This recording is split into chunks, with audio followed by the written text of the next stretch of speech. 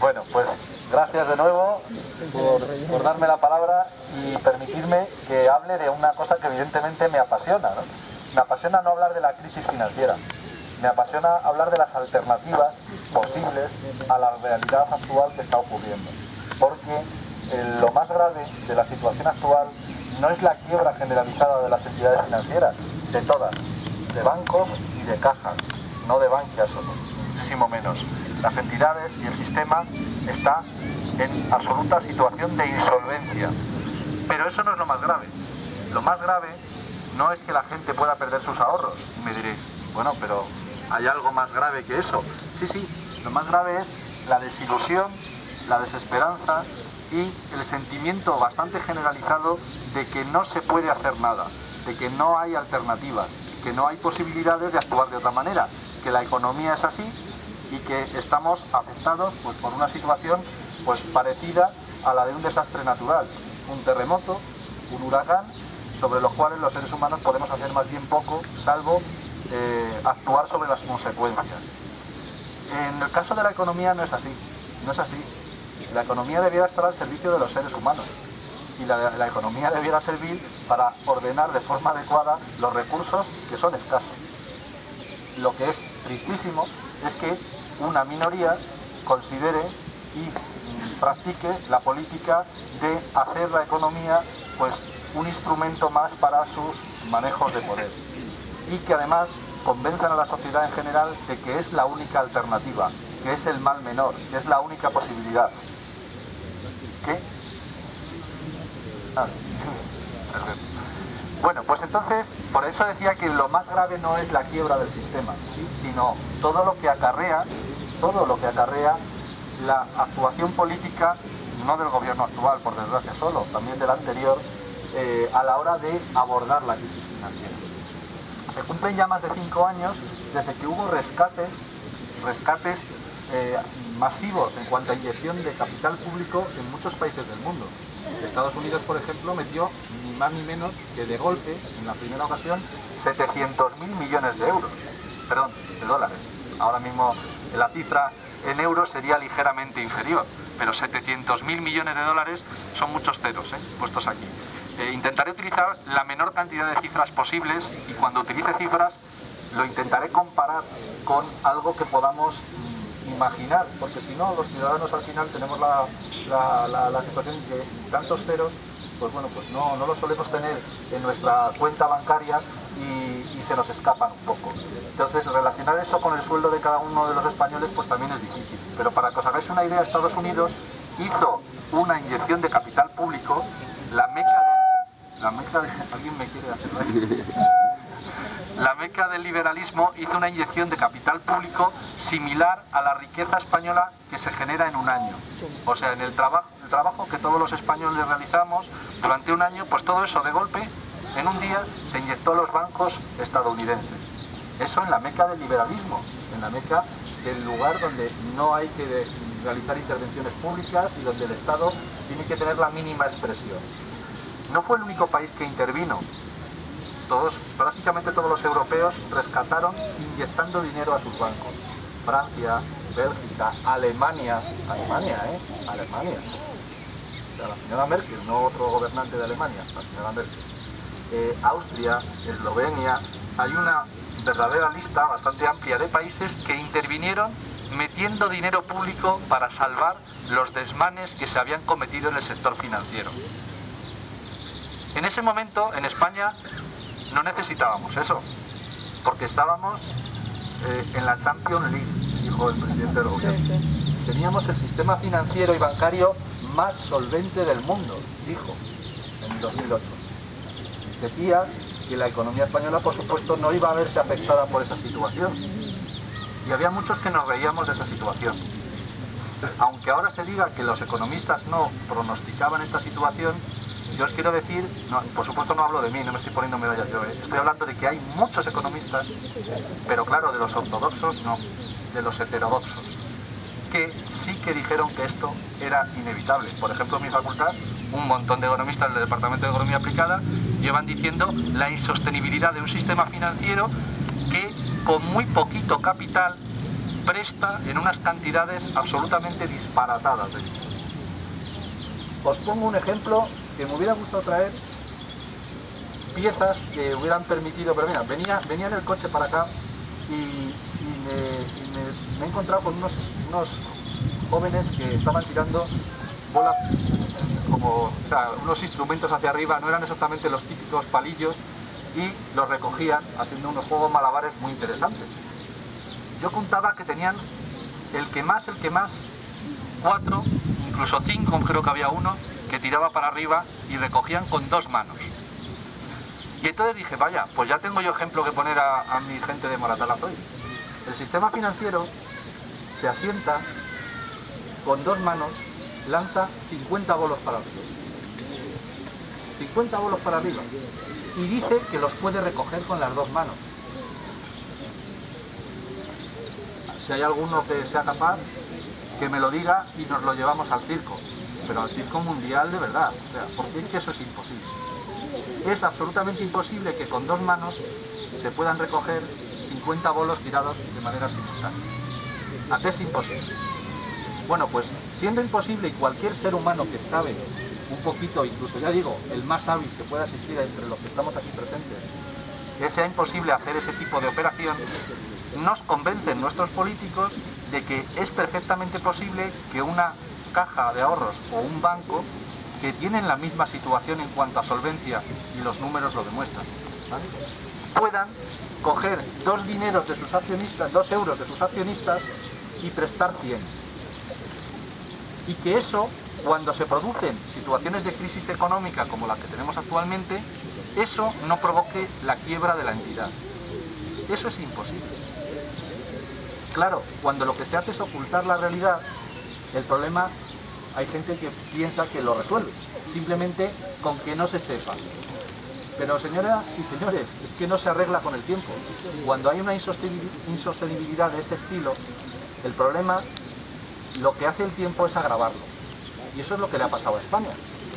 En ese momento, en el año 2008, en el año 2009, muchos países intervinieron en su sector bancario y metieron un montón de dinero público. Y se lo hicieron pagar a sus ciudadanos, que en los demás sitios son muy parecidos a los de aquí. Los poderosos creo que tienen poca diferencia según su nacionalidad. Nos parecemos más, los que estamos aquí sentados, a los ciudadanos alemanes que a la señora Merkel, por ejemplo, ¿vale? Bueno, pues esa realidad que se produjo no solamente a nivel europeo, a nivel mundial, aquí no la quisimos ver. No la quisimos ver porque nuestros bancos eran más listos. Nuestros bancos no habían hecho hipotecas subprime, como en Estados Unidos. Nuestros bancos no habían dado hipotecas por encima del valor de tasación y no habían prestado demasiado. Claro, cualquiera que leyera mínimamente un balance, no hace falta ser economista para ver un balance de situación. Nos dicen que es muy complicado, pero el balance de situación es lo que cada uno hacéis en vuestra casa, con vuestra economía familiar, cuando veis por un lado lo que tenéis y por otro lado lo que debéis. Y cuando lo que tenéis es menos de lo que debéis, tenéis un problema muy serio. Y si viene el señor Rajoy, o viene el señor de Guindos, o viene la señora Salgado, o viene el señor Zapatero y dicen que no hay ningún problema, desconfiad. Desconfiad mucho, sobre todo si vosotros sabéis que en vuestra economía familiar sale más de lo que entra. Y eso es lo que le pasa a las entidades financieras, a todas, que tienen un problema gravísimo de solvencia, no de liquidez. Diferencia entre liquidez y solvencia. La liquidez es la imposibilidad momentánea de hacer un pago. Si vosotros ahora mismo me decís que pague con 1000 euros, pues cualquier multa que nos vengan a poner aquí unos municipales por estar sentados agradablemente charlando de estas cosas, por 1000 euros no llevo encima. Tengo un problema de liquidez.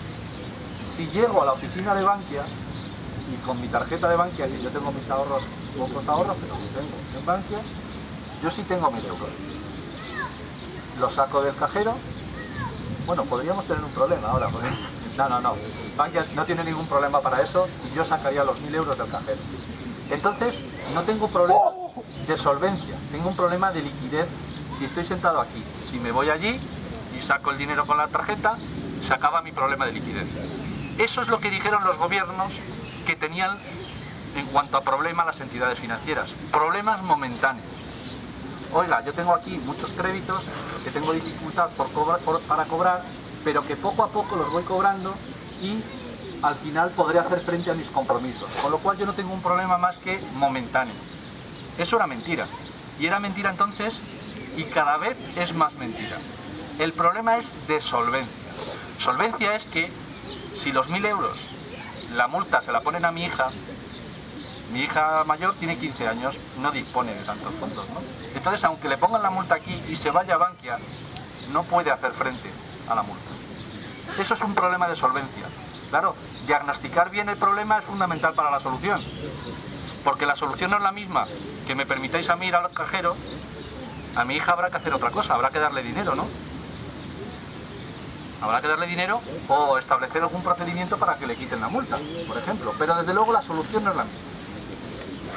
El mecanismo que han utilizado los diferentes gobiernos españoles durante todos estos años ha sido esconder la cabeza debajo del ala.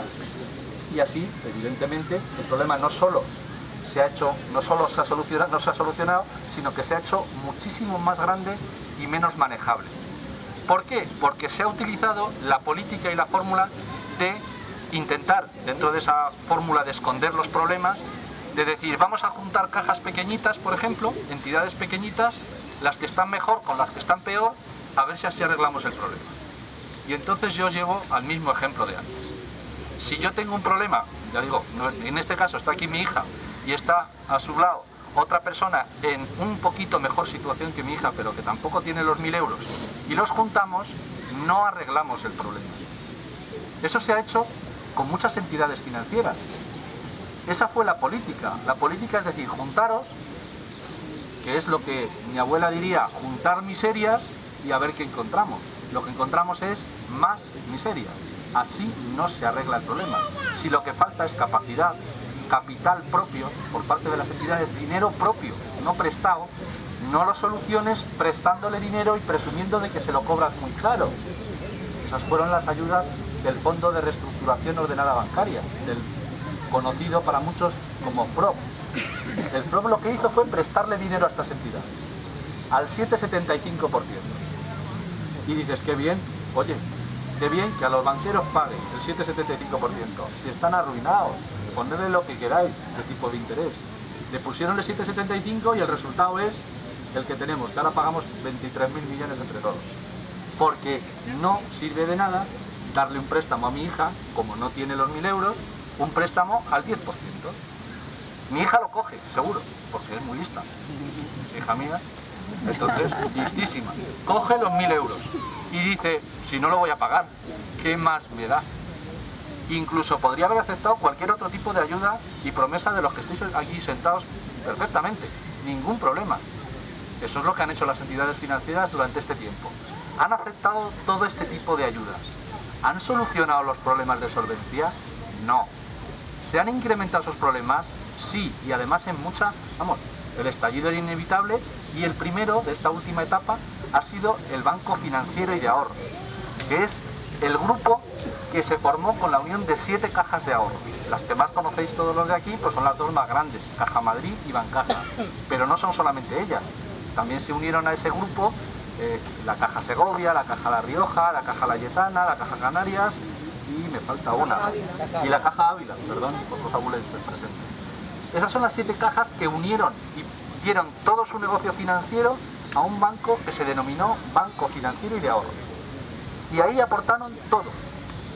Se supone que lo bueno y lo malo, en una situación ya dramática. Procedieron luego a separar de ahí, de ese grupo, de ese Banco Financiero de Ahorros al que todos habían aportado sus activos bancarios y sus pasivos bancarios, o sea, las cuentas de todos vosotros, los préstamos de todos vosotros, todo eso lo aportaron a ese banco. Y ese banco procedió a hacer una separación entre lo bueno y lo malo. Y creó eso que se ha venido luego hablando mucho del banco malo. Cuando estas últimas semanas se hablaba del banco malo, haremos un banco malo, si ya han hecho uno. Lo hicieron en el caso de Banco Financiero de Ahorros. En el Banco Financiero de Ahorros se separó banco malo de Bankia. El banco malo fue el Banco Financiero y de Ahorros, y de ahí se segregó, se separó lo bueno de la cartera que tenía el Banco Financiero de Ahorros. ¿Qué es Bankia? Que es la que está arruinada ahora. Fijaros cómo sería lo bueno, cómo sería lo malo, siendo lo bueno lo que está tan arruinado. O sea, haceros una idea de lo listos que han sido en este caso. Cuidado, esto no se ve ahora. Concretamente la plataforma de la que forma parte Santiago y que sigue, o sea, ha seguido el tema de la plataforma desde el principio, denunció en el momento de esa segregación que el balance del Banco Financiero y de Ahorros y de Bankia estaba en quiebra. Eso está por escrito en la web de la plataforma, en la web de ATAC, en muchos sitios. Ahora han necesitado que venga dos consultoras, una alemana y otra estadounidense, para decirnos los que sin medios absolutamente ninguno, pues hemos visto hace 8 o 10 meses que estaban quebradas, esas cajas estaban quebradas, por desgracia. Por desgracia digo, porque son cajas en algunos casos que llevan 3 siglos de actuación y que junto con muchas malas prácticas han hecho también cosas muy buenas. Y por desgracia, la actuación de sus gestores y la situación económica a nivel general las ha llevado a la situación de insolvencia absoluta que tienen en este momento. Como digo, en ese momento lo que hicieron fue, ante la desesperación, decir, bueno, sacamos de lo peor, sacamos el banco bueno, y el banco bueno lo llevamos a bolsa, para ver si hay algunos, me permitís utilizar la palabra pringao, aunque haya alguno de vosotros que pueda haber sido engañado por las entidades financieras, a ver si hay algún pringao que compra acciones de estas entidades. Y la gente compró, con muchas dificultades, pero la gente compró hasta 3.092 millones de euros entre inversores particulares que se fiaron de sus directores de oficina, que les decían que eso era canelita en rama, que diría el otro. Pero no era canelita en rama. Eso no valía nada, por desgracia. No valía nada porque las entidades financieras tienen un problema enorme con el poco capital que tienen cuando los créditos empiezan a tener riesgo de no ser pagados. ¿Por qué pasa eso? Pues pasa porque cualquiera de nosotros pedimos un crédito, por ejemplo, el que yo tengo hipotecario, a 30 años. ¿Por qué lo pedimos a 30 años? Pues por una pequeña burbujilla inmobiliaria que ha habido y que ha hecho que los activos inmobiliarios, los pisos en los que la gente tiene que vivir, valgan un disparate comparado con los salarios de la gente. Por eso la gente se tiene que endeudar a 30 años, no por capricho, para comprar la vivienda.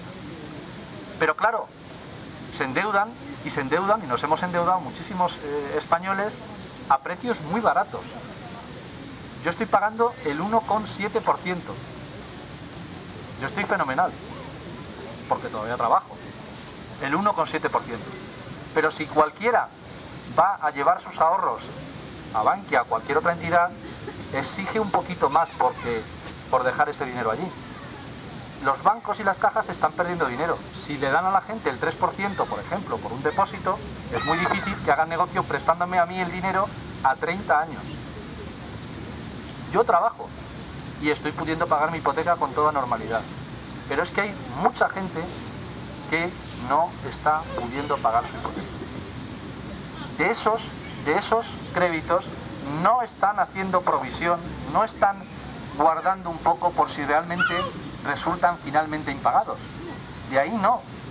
Están hablando solamente de lo que es la punta del iceberg, de los créditos de las grandes constructoras y las grandes inmobiliarias que ya no pagan desde hace ya 3 años.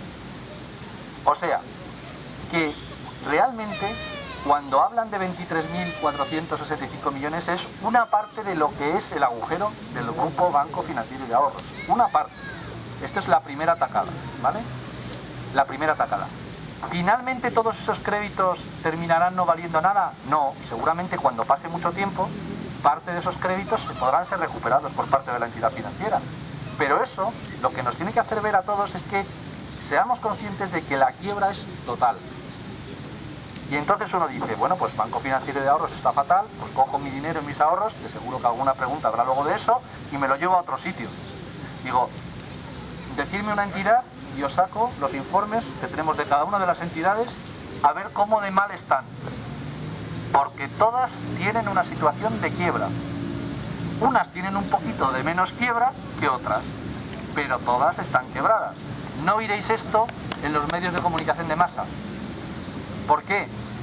Pues porque, claro, esto que estamos haciendo es tremendamente revolucionario. Es decir que no hay que confiar en la realidad económica de los balances que nos presentan las entidades financieras.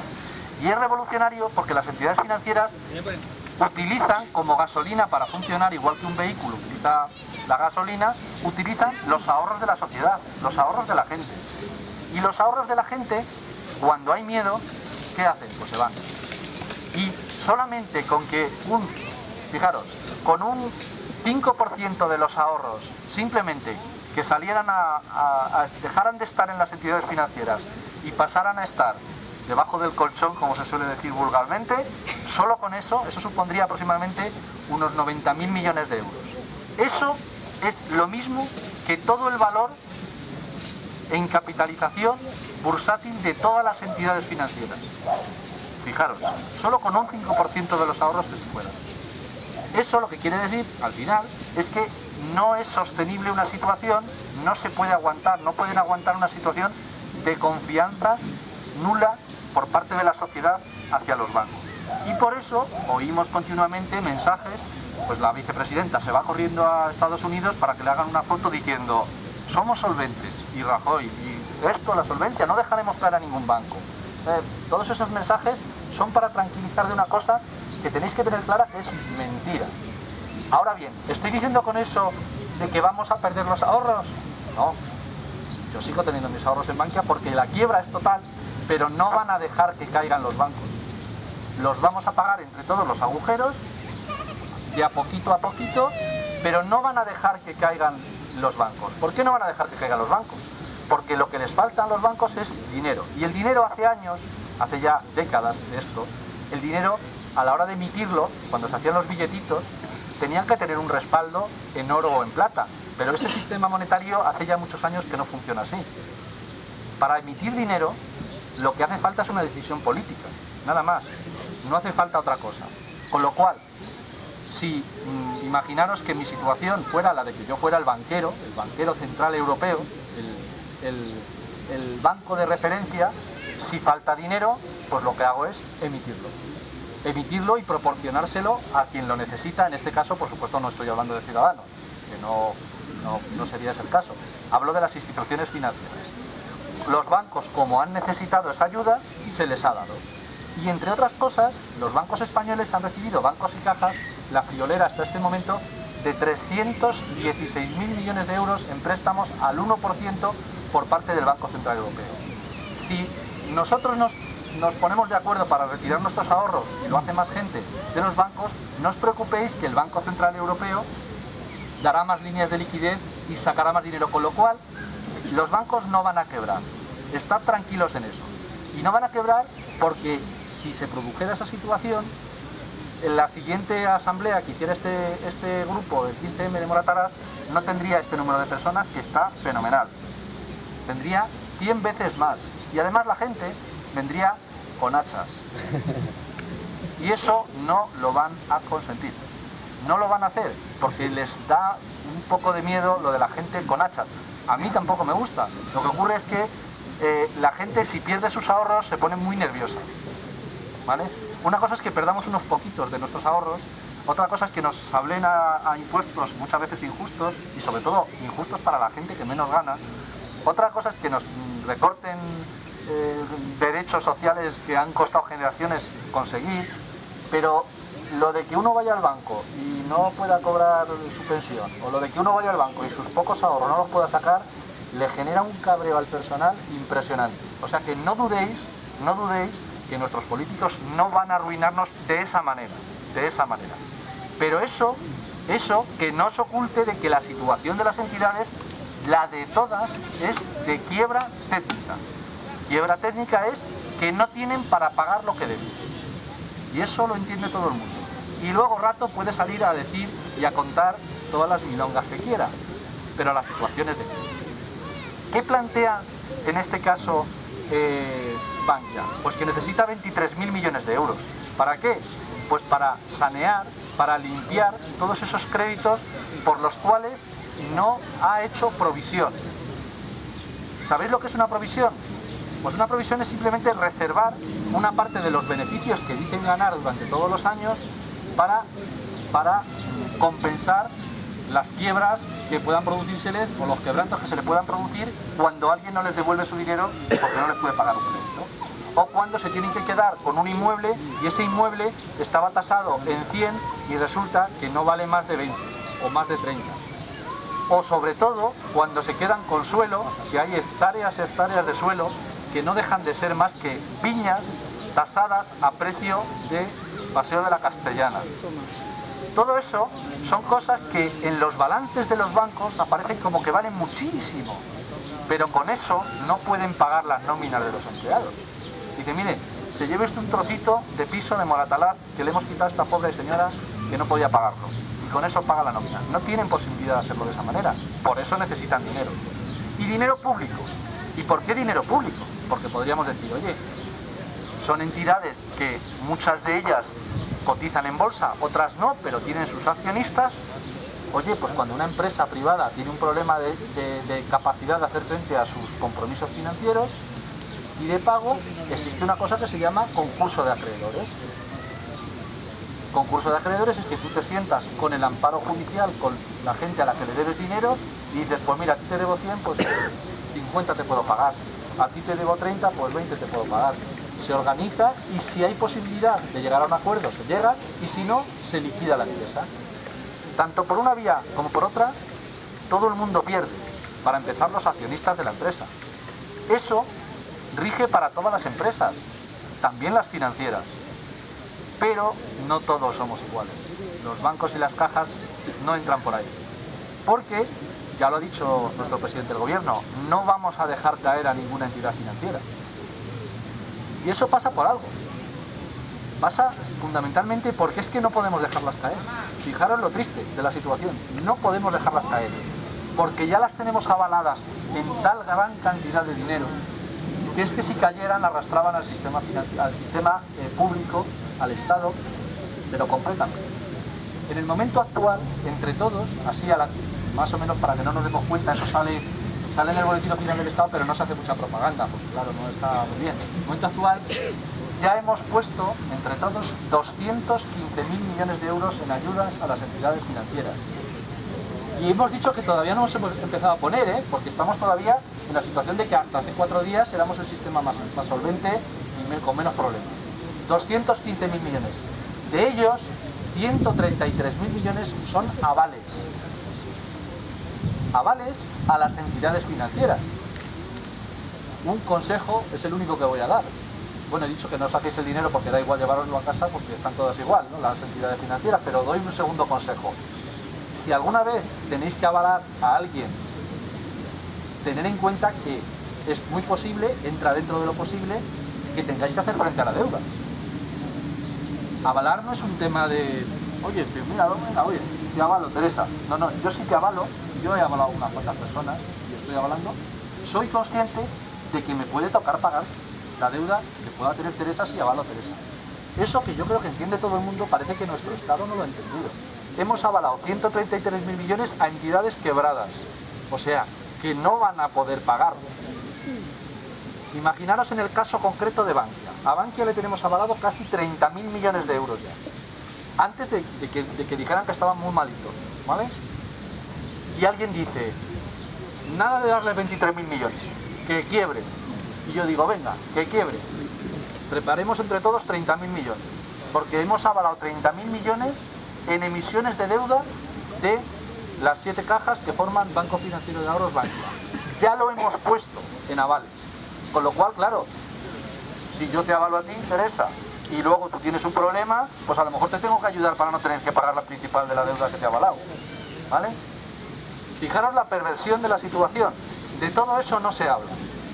Parece que es lo primero que vamos a tener que poner ahora, los 23.000 millones de euros. Falso de toda falsedad.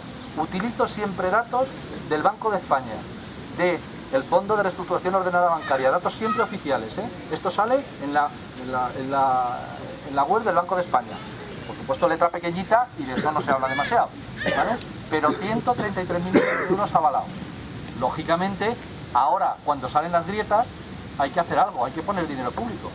Porque privado no entra. ¿Y por qué no entra dinero privado? Pues por dos motivos fundamentales. Y con esto yo creo que ya tengo que acabar, ¿no? Porque no sé cómo vamos. Pues no entra dinero privado por dos motivos fundamentales. Uno, porque una cosa es la propiedad de los bancos y cajas y otra cosa es quienes mandan en esos bancos y cajas. El ejemplo más paradigmático para todos puede ser el del delincuente que nunca llega a serlo, don Emilio Botín. Emilio Botín controla un banco financiero que tiene una capitalización bursátil de 80.000 millones de euros, es una pasta, y lo hace con el 2% de las acciones. Con el 2% manda sobre todo. Entonces ahora lo que tendría que hacer Botín, por ejemplo, porque el Banco Santander tiene muchos problemas, gravísimos problemas, que evidentemente no os lo van a contar y no lo vais a ver ni en Telecinco, ni en La Sexta, mucho menos en Antena 3 o en Televisión Española, y vamos, descartarlo de Telemadrid completamente, pues no van a decir que tienen problemas, ¿vale?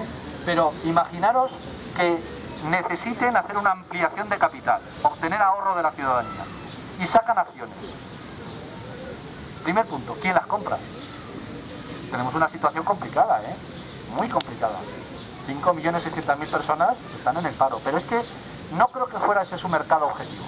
Irían a personas que no tienen tanto problema a corto plazo para poder dar sus ahorros. Pero eso supondría poner las acciones a un precio que él, el señor Botín en este caso, y otros directivos en otros casos, pues perderían porcentaje de poder, lógicamente, porque necesitan tanto capital ahora mismo como el mismo que tienen en la actualidad. Tendrían que duplicar el capital. Él con el 2% pasaría a tener el 1%, y eso no le apetece, lógicamente. Le apetece menos todavía que sea dinero público, pero es el único que va a entrar. Solo el Estado va a ser capaz de movilizar dinero, y fijaros las dificultades que tiene el Estado para movilizar dinero en el momento actual, pero solo el Estado es capaz de movilizar dinero para salvar a las entidades financieras. Y ese es el objetivo que tenemos que ver si queremos o no queremos. Mi posición concreta, y en este caso también la de la plataforma, que de alguna manera de la que ejerzo de portavoz en el acto de hoy. Mi posición es que hay que poner el dinero, pero hay que poner el dinero no por salvar a las entidades financieras, sino por salvar los ahorros de la ciudadanía, porque si quiebran las entidades hay 1 billón con B de burrada y medio de euros, ¿vale?, que constituyen los ahorros de los ciudadanos que se van por el sumidero. Y eso supondría un quebranto horroroso para la gente. Como eso yo no creo que sea lo más oportuno, digo, bueno, pues intervengamos con dinero público. Ahora bien, condiciones. Intervenir con dinero público es que si nosotros pagamos, no decide Botín.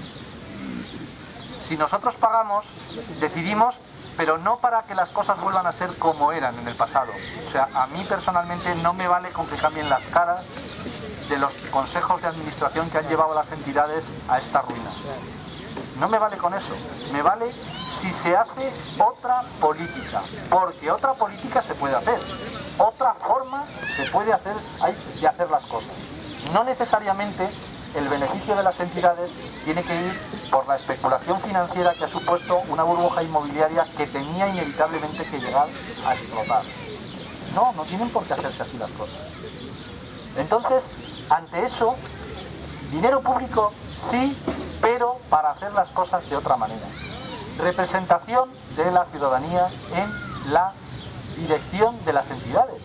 Para eso lo que hace falta es que haya un control ciudadano y democrático de esas entidades. El sistema de las cajas ha sido demonizado en este momento, durante estos últimos años de crisis. No he hablado del detalle de todos los pasos que se han dado por parte de los gobiernos, el socialista y el popular, para desmantelar el sistema de cajas, pero lo que se ha hecho ha sido, de alguna manera, responsabilizar de los problemas a una parte del sistema bancario, o sea, a las cajas de ahorro, y han dejado fuera del problema, como si no fueran causantes ni tuvieran gravísimos problemas de solvencia, a la otra parte, que son los bancos, ¿vale?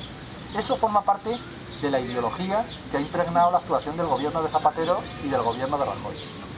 Lo que querían era cargarse las cajas y por supuesto se las han cargado. Pero como modelo como modelo de representación, las cajas tienen un modelo que para mí es bueno.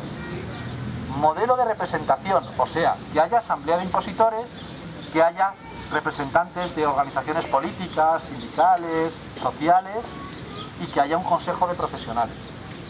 Lo que ha ocurrido es que en todos esos ámbitos lo que ha habido ha sido corrupción y falta de actuación adecuada.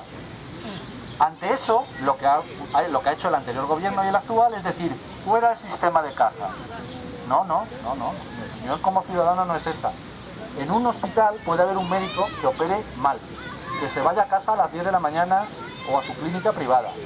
Y entonces la opción que yo defiendo como ciudadano no es que se cierre el hospital, es que se coja al médico y se le despida.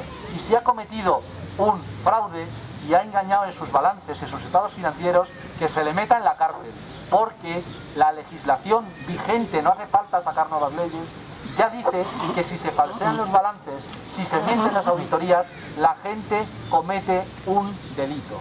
Y lo que hay que hacer es aplicar la legislación vigente. No digo yo que no haya que poner más leyes, pero ya con las que hay, si se aplicaran, los consejos de administración funcionarían de otra manera y no como han funcionado. Que ahora parece que todos eran unos santos varones y santas mujeres que no sabían nada porque no entendían de economía y que firmaban lo que le decía el auditor. Si hacían eso, lo que tenían que haber hecho es no cobrar los más de 16 millones de euros que cobraron entre 20 personas el año pasado. Si yo no entiendo de algo, yo soy consejero en una empresa en la que trabajo. Si no entiendo, dimito y me voy. Y si no dimito y me voy, soy responsable. Y si soy responsable y cometo un delito, pago por ello. Eso es lo que queremos que hagan con los que han actuado de esa manera. No solamente en esas entidades que ya están intervenidas, sino en todas las demás que están solamente funcionando por la actuación del dinero público. Todas, desde las más grandes hasta las más pequeñas. No en el mismo grado, hay unas que están más muertas que otras, pero todas en situación de quiebra. Todas en una posición que si el Banco Central Europeo deja de prestarles dinero día a día, adiós.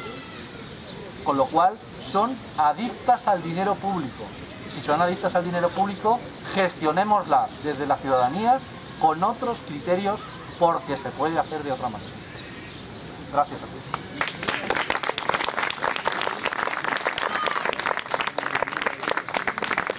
Bueno, muy bien, Carlos, muchísimas gracias. A mí me parece que todo ha sido muy claro y clarividente, pero sí sería importante que no tengamos ningún problema en preguntarle cualquier duda, en preguntarle cualquier que nos sugiera o lo que se nos ocurra. Entonces ahora vamos a abrir un turno de palabra. Pascual va a tomar palabras. Si hay personas, pues estupendo. Sería conveniente que quien venga a hablar venga por aquí para que no estar moviendo ¿cómo se llama? El megáfono. Y yo creo que debemos de preguntar de lo divino y lo humano, que pasa lo tenemos aquí. Hay cosas muy importantes como la gran cantidad de pisos que tiene Bankia, la gran cantidad de desahucios que tiene Bankia. Es el banco desahuciador por excelencia. Y teniendo en cuenta que nos diga, por ejemplo, la alternativa para ese tema que tiene planteada la plataforma, creo que es muy interesante, y otras muchas cosas. Por ejemplo, a mí se me ocurre que nos puede contar también ¿qué es el Banco Central Europeo? ¿Por qué presta de forma preferente con intereses bajos a los bancos y no presta de forma preferente a los estados? Y eso hace que nosotros, los ciudadanos, tengamos que pagar esos intereses desmesurados por la deuda a los estados. Por ejemplo, yo creo que eso es uno de los grandes engaños. Estoy un poco hablando para mientras hay preguntas, y por favor, si hay preguntas, yo introducía esas dos. Yo es que soy así muy clarita. Introducía esas dos, si os parece, y seguimos preguntando, pero por favor, que no tengamos miedo de cortarnos. Si alguien se corta, me lo dice al oído y yo lo pregunto, ¿vale?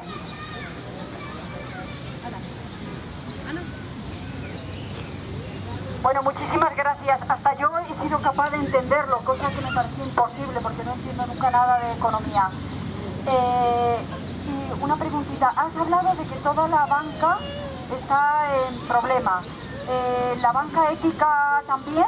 ¿Puedes hablarnos un poquito? Porque yo, al ver todos estos jaleos, pues decidí abrir una cuenta en Trio2 y a lo oír ahora digo, no vaya a ser que también pues este tipo de bancos al final sean igual que los demás. Gracias. Muy breve.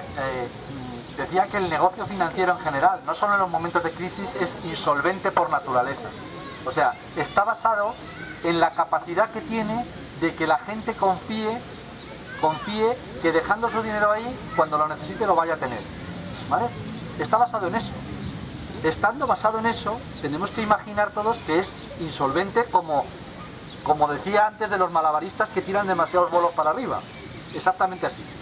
Los malabaristas, en este caso de la banca ética, tiran menos bolos que los otros, ¿vale? Eso está claro, ¿vale? Entonces tiran menos bolos, por lo cual tienen más posibilidades de poderlos coger. Y están exactamente, por ejemplo en el caso de Triodos, está garantizado su solvencia por el Fondo de Garantía de Depósitos, que cubre hasta 100.000 euros por titular en todas las entidades financieras normales y regulares, ¿vale? Entonces, como todos sabéis, y nos dicen y nos se ocupan de repetirnos de forma rápida y constante nuestros políticos, no hay problema. Bueno, y los empleados de Bankia esta semana que me cuentan que bueno, pues que tienen que estar tranquilizando a la gente diciendo no os preocupéis que está el Fondo de Garantía de Depósitos y si hubiera un problema, aquí está el Fondo de Garantía de Depósitos. ¿Sabéis cuánto dinero tiene el Fondo de Garantía de Depósitos ahora? Ojalá fuera cero, dicen por aquí. Tiene menos 10.000 millones. Menos 10.000 millones. O sea que ya sabéis que el garante de los ahorros de todos nosotros tiene menos 10.000 millones. Tranquilos.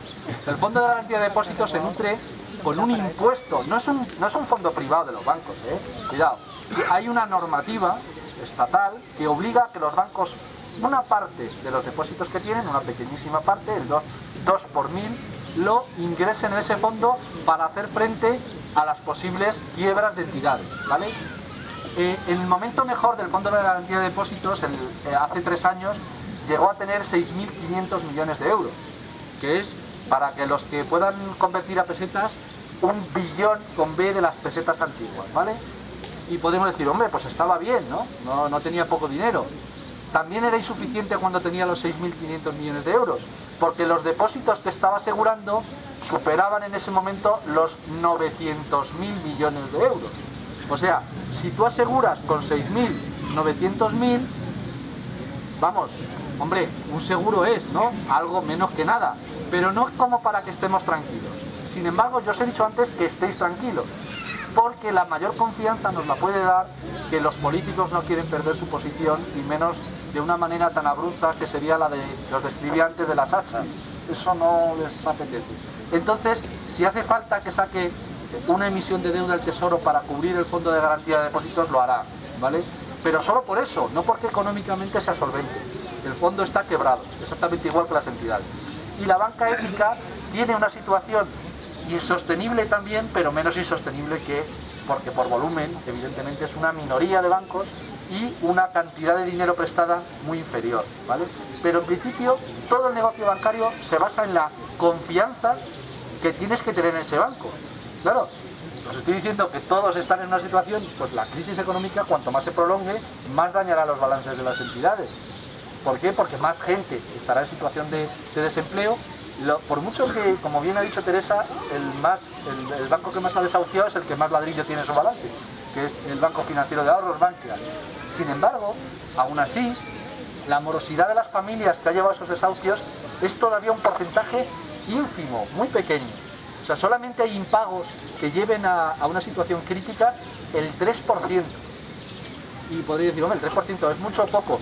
Hombre, los promotores inmobiliarios tienen entre el 25 y el 30% de media. O sea que es muy poco. ¿Por qué? Pues por 2 motivos. Porque las familias lo último que intentan perder, o lo último que quieren perder es sus casas, y la solidaridad familiar, las ayudas de amigos, lo que sea, intentan evitar eso, pero eso no es eterno. Eso no es eterno. Porque la situación, cuanto más tiempo dure, más hará que ese 3% sea superior. Con lo cual, el problema de la morosidad para los bancos y cajas no está sino empezando. Con lo cual, pues el problema va a peor desde el punto de vista de la solvencia de las entidades. Y solo decisiones políticas claras y afrontar los problemas de frente, que es como se arreglan. Como se arreglan si tienen arreglo. Y este lo tiene, pero hay que mirar los problemas de cara, no rehuir, que es lo que están haciendo los gobiernos durante todos estos años. Ángel, y luego Eduardo y luego Juan. Que se vengan por aquí para que no perdamos... Bueno, pues gracias a Carlos he entendido un poquito mejor todo este galimatías, que me parece que es muy grave para todos nosotros. Yo quería hacerte dos preguntas. Una, ¿cómo es posible que se hayan ido al garete tantas cajas y los bancos estén en los problemas en los que están y sus directivos se hayan ido a su casa tranquilamente, sin ningún problema y además con unas indemnizaciones y jubilaciones millonarias? Por ejemplo, Rodrigo Rato se va a llevar 1.200.000 euros, si no me equivoco. A lo mejor puede estar equivocado, pero se va a llevar eso y tiene su parte de culpa en este asunto. ¿Y qué pasa también con los anteriores gestores de Caja Madrid? Con Blesa y con Olivas. ¿Qué pasa con ellos? Porque ellos también se han ido con mucho dinero. Y el que ha venido a arreglar Caja Madrid es un señor que se prejubiló con 58 millones de euros. ¿Qué pasa con todo eso? No hay dinero, no tenemos dinero, los bancos están muy mal, las cajas están muy mal y resulta que todo ese dinero se les está dando y es dinero público. ¿De dónde se quita ese dinero público? ¿Quiere decir que los recortes que nos están haciendo en la sanidad y en la educación va a servir para eso? Esas dos preguntas. Ángel, tengo que decirte que eres un demagogo total, porque es que vamos, pero no lo digo yo, lo dice el ministro de Economía y Competitividad, que ha dicho que poner en el mismo rango los recortes en sanidad y educación con las ayudas públicas a la banca es demagogia, ¿no? Entonces yo simplemente te digo que deja de hacer demagogia, porque la verdad es que son cuentas separadas. Vamos a ver, una cosa es que haya que recortar en sanidad y educación porque vivimos por encima de nuestras posibilidades, y otra cosa es que hay gente que, hombre, que tampoco se va a ir a casa con lo puesto. O sea, entonces, pues bueno, pues son pensiones más o menos en la media. No sé si será indiscreción preguntar a alguno de los pensionistas aquí presentes si se han llevado 15 millones de euros de sus empresas o 20, pero vamos, seguramente de aquí debe haber bastantes de ellos. Con lo cual, yo creo que el señor Rato se lleva, y el señor Aurelio Izquierdo, pues se llevan más o menos lo que se lleva la media de los españoles cuando son despedidos de una empresa o se jubilan.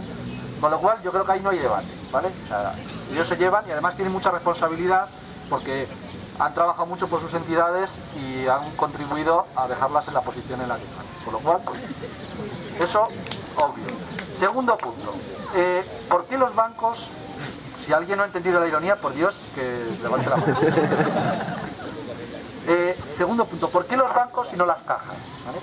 Pues es que los bancos tienen, fijaros, las cajas de ahorro, los dueños de las cajas de ahorro, uno puede decir, es que eran públicas. No, son entidades de derecho privado, formadas por los impositores, la gente que teníamos nuestros ahorros en la Caja Madrid, por ejemplo, y teníamos ahí metido una partecita de la Caja Madrid. No como un banco que tiene accionistas y tiene derecho por eso a tener un dividendo, sino simplemente parecido a lo que sería, bueno, pues que son cajas de ahorro, o sea, impositores que ponen ahí el dinero y se nutre la caja de ahorros de los beneficios que va teniendo año tras año que no se gasta en la obra social. Entonces, las cajas de ahorro, cuando tienen problemas y tienen que capitalizarse, necesitan dinero, no podían hacer lo que hacen los bancos, que es, hago una ampliación de capital y le pido el dinero a la gente, porque la fórmula no es esa, no es esa. Lo único que hubiera salvado a las cajas de ahorro en el mundo económico capitalista actual sería que los impositores hubiéramos ido a regalarles el dinero, no a poner depósitos, sino a ponerles el dinero, porque no sería nuestro nombre. El único ejemplo que la única entidad que intentó hacer algo parecido fue la Caja de Ahorros del Mediterráneo. Sacó una cosa parecida a las acciones que se llaman cuotas participativas. Todo el dinero que entró por esa vía, los inversores lo han perdido. Todo. Porque el Banco Sabadell, que se ha quedado con la CRAN, dice que de eso no quiere saber nada. Han perdido la totalidad de la inversión. Entonces, en el mundo capitalista es más fácil tener accionistas que tener gente de buena fe que pueda decir, pues he hecho algo en la bolsa para ayudar, ¿vale? Eso para empezar. Y los bancos, no creáis que por eso lo que han hecho ha sido hacer ampliaciones de capital, como decía yo antes. Lo que pasa es que han disimulado mejor sus cuentas. Y eso sí lo han hecho. Han disimulado mejor sus cuentas porque sus gestores son más profesionales. Cuando digo más profesionales en el arte de disimular las cuentas. Profesionalidad, cero. Habla uno que sabe disimular cuentas porque me dedico a ello en la empresa privada. Todos los gestores de empresas privadas están falseando balances. Yo los he falseado para que no me quitaran la financiación los bancos. Decía que perdía menos dinero del que perdía realmente. Si sabré por eso que los falsean ellos, si hacen lo mismo que yo. Hay una diferencia. Yo lo he hecho para intentar mantener 600 familias que no las despidan. Y ellos lo han hecho para llevarse las retribuciones que tenéis aquí. ¿Vale? Es una diferencia. Yo cuando no hay dinero en la caja, yo cobro el último de mi empresa y Rodrigo Rato cobra el primero. ¿Vale? Y yo no soy un santo, ¿eh? Pero creo que me diferencio de estas personas. Y por eso digo que los bancos y las cajas han utilizado la misma táctica, la misma política de ocultar la morosidad. Ocultar la morosidad por la vía, por ejemplo, de refinanciar los créditos. Imaginaros que no me pueden devolver, yo soy el banco y es que no quiero señalar, tú, por ejemplo, eres la deudora y no puedes pagar. Claro, el Banco de España tiene una normativa que cuando no puedes pagar, una parte de tu crédito va como pérdida, como provisión, por si finalmente el crédito ese resulta fallido. Para evitar eso, lo que yo llevo es un acuerdo contigo y decir, te doy otro préstamo para que me pagues el anterior. Y tu préstamo es sano.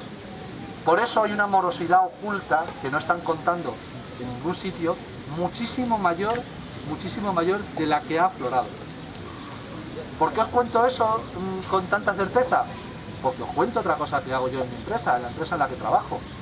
Pues Vinare negocia un préstamo sindicado. Un préstamo sindicado es un préstamo con muchas entidades, con 27 entidades financieras, bancos y cajas.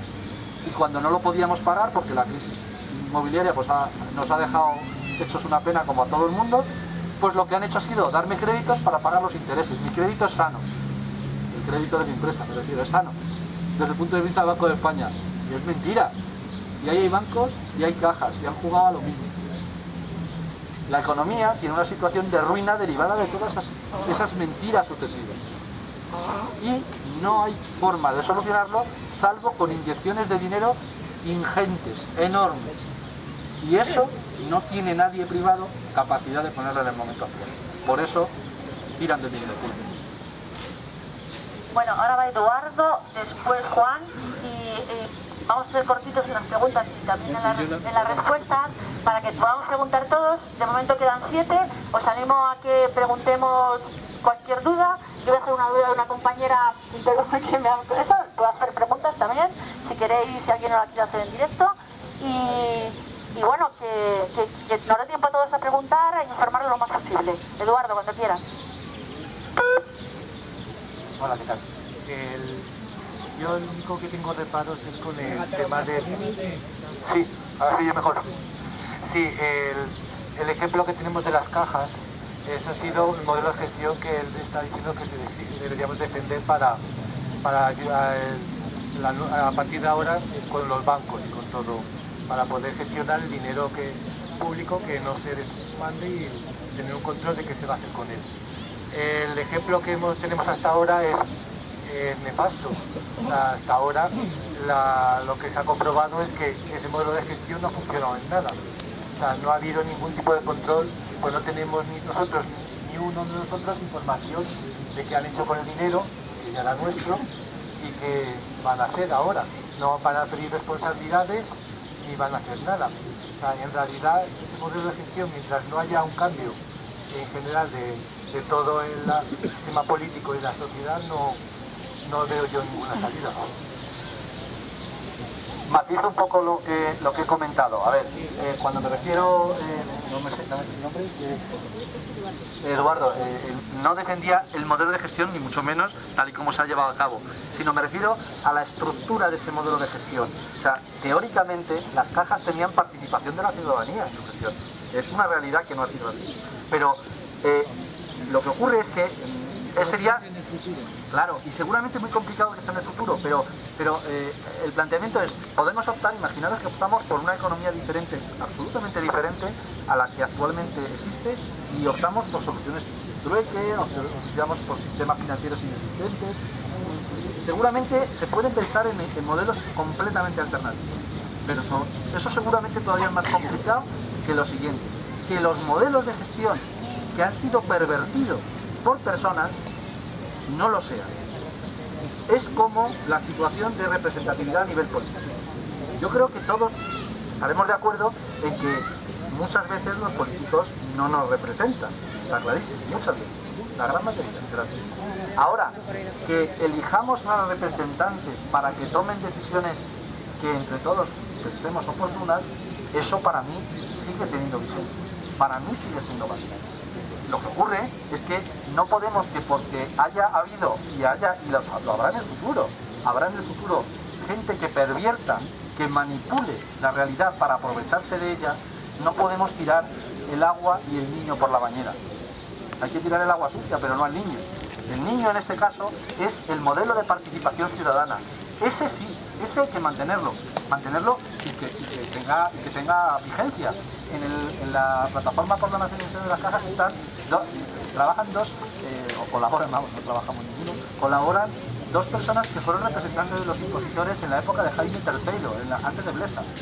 Y son personas que se conocieron, Juan Sotles y Paquita, no me acuerdo la apellido, y estuvieron como representantes de los impositores. Y entonces se encontraron con enormes muros para poder hacer llegar la voz de la calle a los dirigentes en ese momento. Y lo que hicieron fue a partir de entonces todavía constreñir más y evitar más que pudieran los consejeros díscolos participar y protestar, ¿vale? Claro, todo eso tiene posible solución.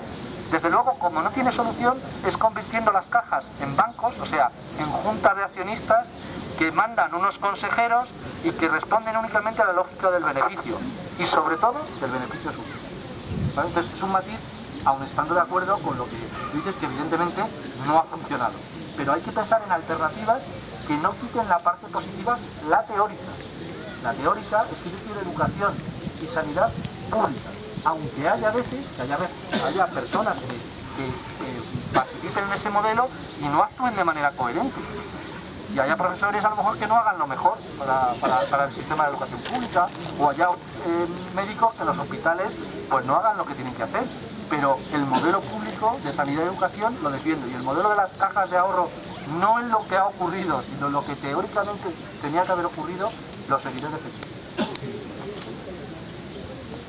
Ahora, en principio, contra preguntas no, lo intentamos luego. Es que tenemos 9 preguntas, y yo pediría que quien ya se haya hecho la pregunta, que no sea reiterativo, y también le pido a Carlos que sea corto, porque es que yo creo que es importante que estemos todos, y que quien quiera preguntar, que se apunte ahora, o porque somos ya muchos.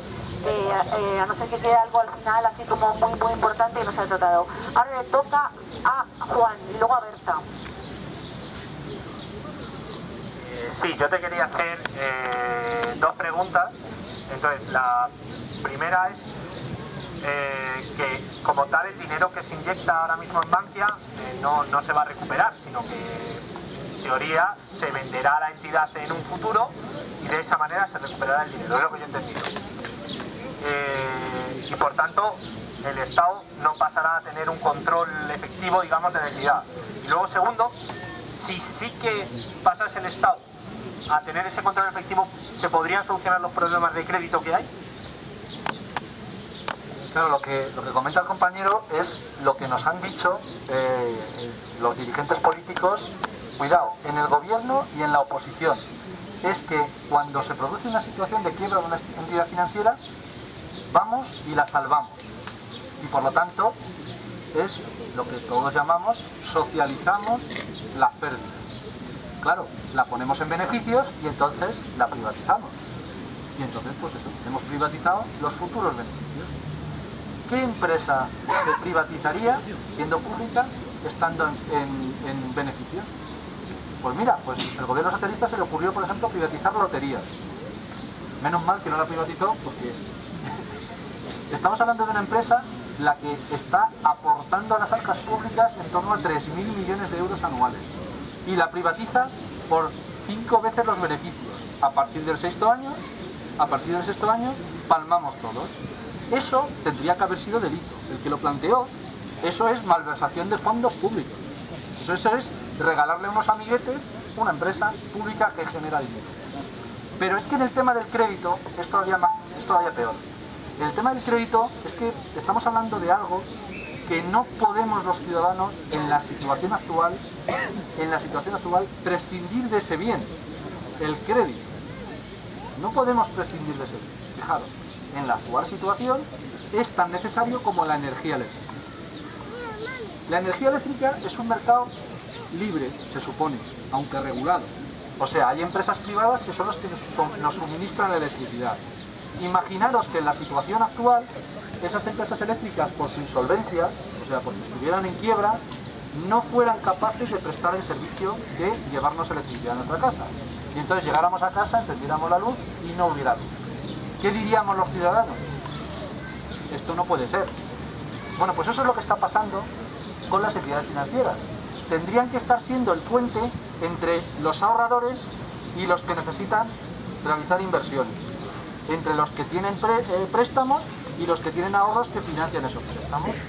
Y no están haciendo esa labor.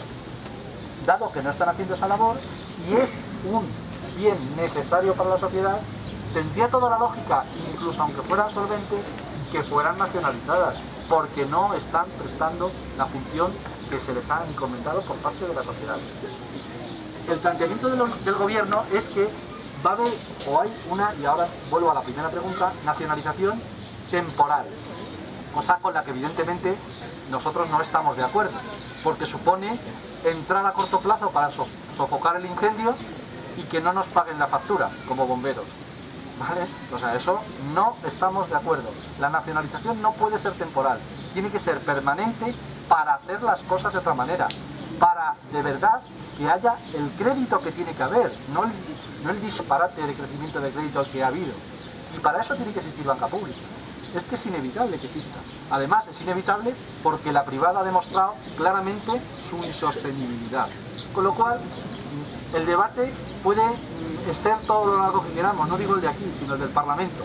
¿Habrá banca pública o no habrá? Si ahora mismo ya el 35% del sistema financiero español es ya de propiedad pública en acciones. Ya es de propiedad pública, ya hay banca pública. Ahora queremos que haya banca pública para que haga las cosas de otra manera.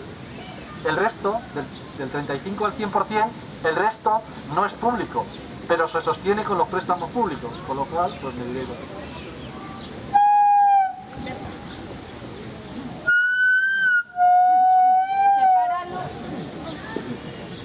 Bueno, pues ya estaba indignada antes de venir aquí, ya me dan ganas de coger el hacha, pero bueno. ¿Alguien que sepa manejar bien el megáfono? Hay que separar el micrófono del otro. Bueno, dejamos el hacha un momentito para... Vale. Bueno, pues intentando ser ciudadanos responsables y sensatos, lo primero que efectivamente habría que hacer es pedir responsabilidades a los gestores con nombres y apellidos, a todos los de cajas y bancos que efectivamente pues han hecho este latrocinio, ¿no?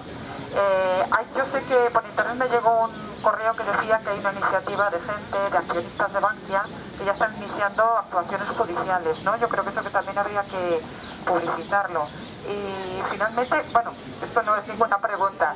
Quizás si la pregunta concretando sería, ¿cuáles serían las acciones prioritarias que la ciudadanía deberíamos de promover e incentivar? ¿Qué prioridades, no?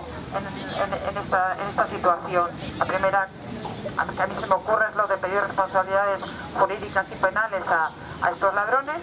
Y que otra pregunta que quería hacerte es ¿cuál es el papel de Fernández Ordóñez, ¿no? Del Banco de España en toda esta historia? Porque la impresión es que por delante de él han pasado todos estos desfalcos y robos a mano armada y nada, y él ha mirado para otro lado, ¿no? Y ahora encima pretende disculparse. Pues responsables de todo esto, como ya más o menos a lo largo de la intervención los he ido citando, pero responsables en primer lugar los gestores y los responsables de cada una de las entidades financieras, las intervenidas y las no intervenidas. Segundo responsable, el Banco de España, que es la institución que tiene encomendada la supervisión de las entidades bancarias españolas y las ha supervisado. O sea, el Banco de España sabe la realidad. Yo utilizo sus datos. O sea, que vamos, lo que ocurre es que políticamente, en todo momento, el Banco de España lo que ha estado es al servicio y de acuerdo con los sucesivos gobiernos, con el anterior socialista y con el actual popular, para no levantar o abrir la caja de los truenos. pero la caja de los truenos tenían perfectamente claro que estaba debajo o estábamos sentados encima de él. Entonces ahora la política está de decir, vaya, qué sorpresa, necesitan capital las entidades. Pues bueno, ya os digo, hemos sacado comunicados detrás de cada una de las 4 reformas financieras diciendo que eran insuficientes e inútiles y que habría una siguiente reforma financiera. Lo dijimos detrás de la primera, detrás de la segunda, detrás de la tercera y detrás de la cuarta. Y ahora viene una quinta. Y os digo, es insuficiente. Lo que se está hablando, que están diciendo que van a ver esta consultora alemana y esta consultora estadounidense, Roland Berger y Oliver Newman, son cantidades insuficientes. Volvemos a no meter de verdad el cuchillo. Lógicamente volverá a haber otra reforma financiera y por el camino las entidades seguirán zombies, sin prestar, desahuciando gente y estaremos así hasta que se produzca el rescate español, porque evidentemente España a nivel privado y a nivel público tiene una deuda ahora mismo insostenible. A continuación Emilio, que no sé muy bien qué Emilio es, por favor. Emilio. El siguiente es Emilio. Como hay varios Emilios, por favor que el que sea venga. Hola, buenas. A ver, yo es que tengo varias cosas y varias dudas sobre esto y no sé si sabré explicarlas exactamente o hacer la pregunta correctamente, porque no soy economista, tampoco entiendo mucho de economía, salvo la de mi casa, ¿no? Pero sí que veo que esto es una merienda de blancos, ¿no? Y como cualquiera que tenga medio dedo de frente. Has dicho antes que no van a dejar que caiga esto, es decir, que no llegaríamos a un corralito, ¿no? Pero ya ha sucedido lo del corralito en Argentina. Entonces me gustaría que explicaras un poco la situación o la similitud entre el corralito de Argentina y por qué no, o a lo mejor sí, podría suceder algo así aquí, ¿no?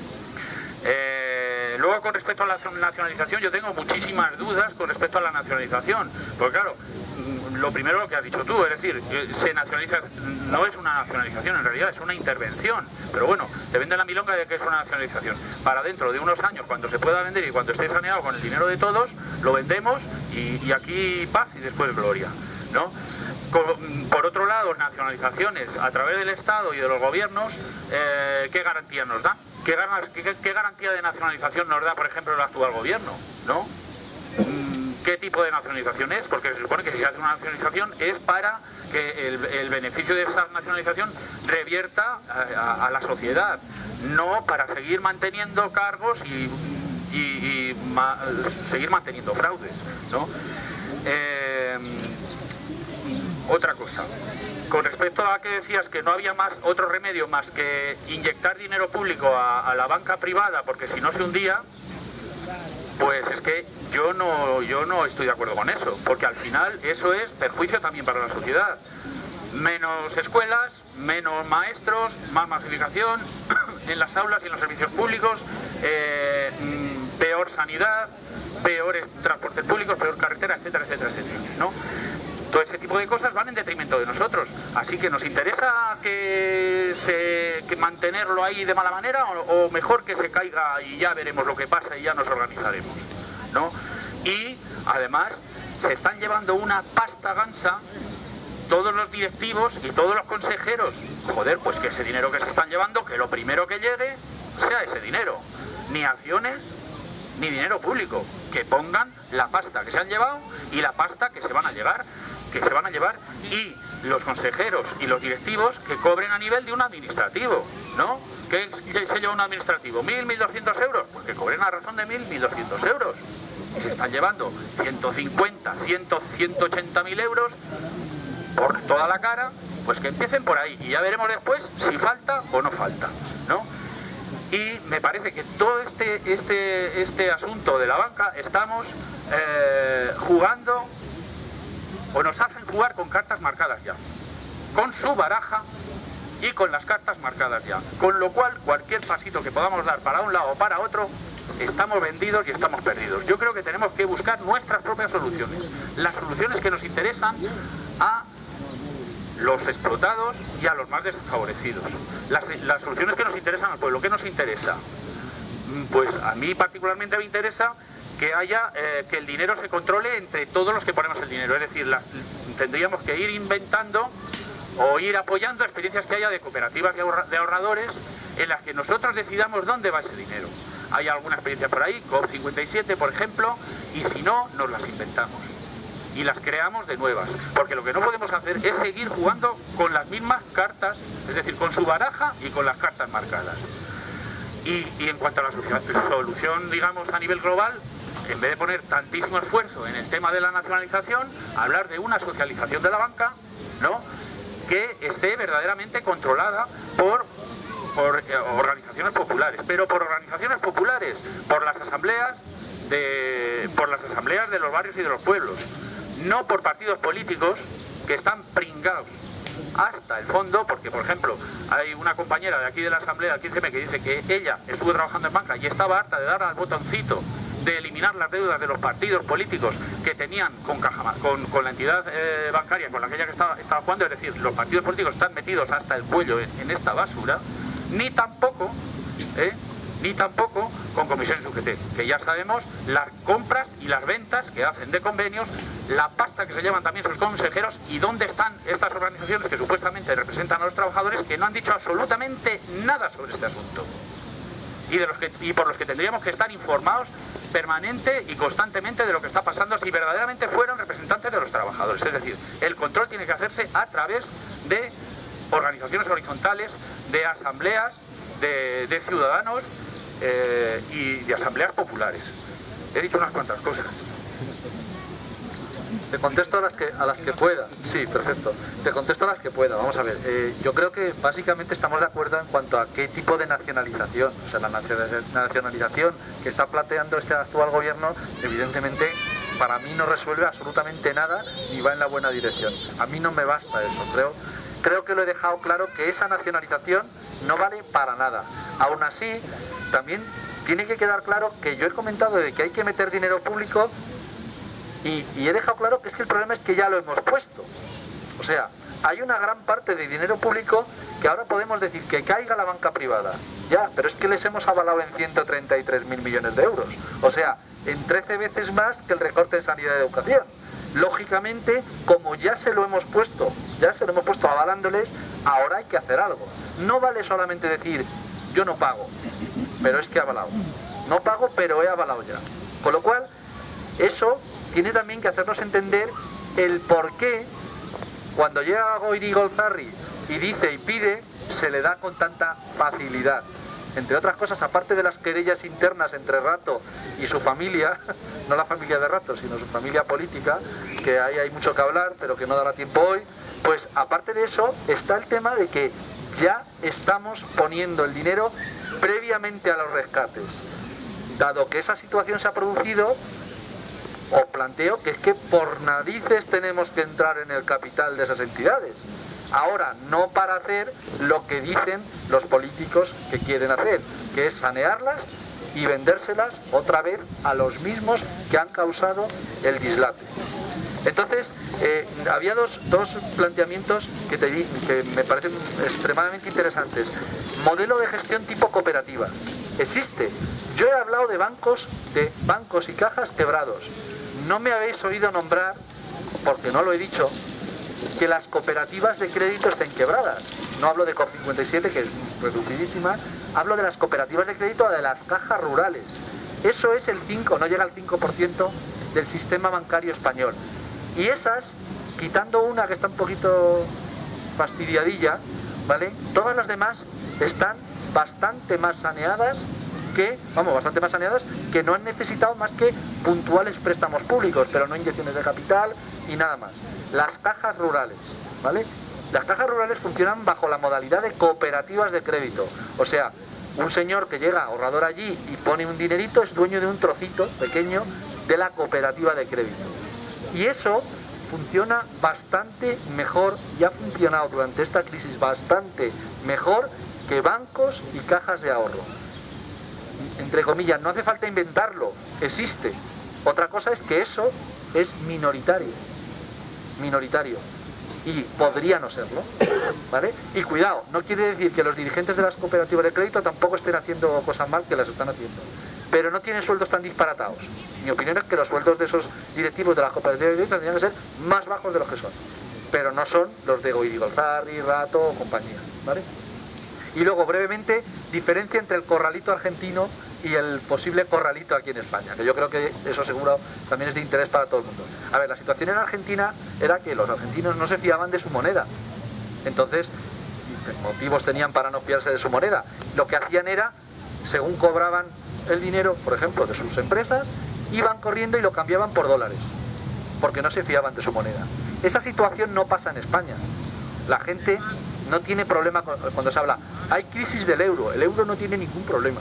El euro no le pasa absolutamente nada al euro como moneda. Con lo cual, ese tipo de corralito es difícil que se pueda producir. ¿Por qué? Porque la gente, lo que hizo el gobierno argentino en ese momento, es decir, para que la gente no se lleve el dinero y lo convierta en dólares, lo impido. No le dejo a gente sacar dinero de los bancos ni convertirlo.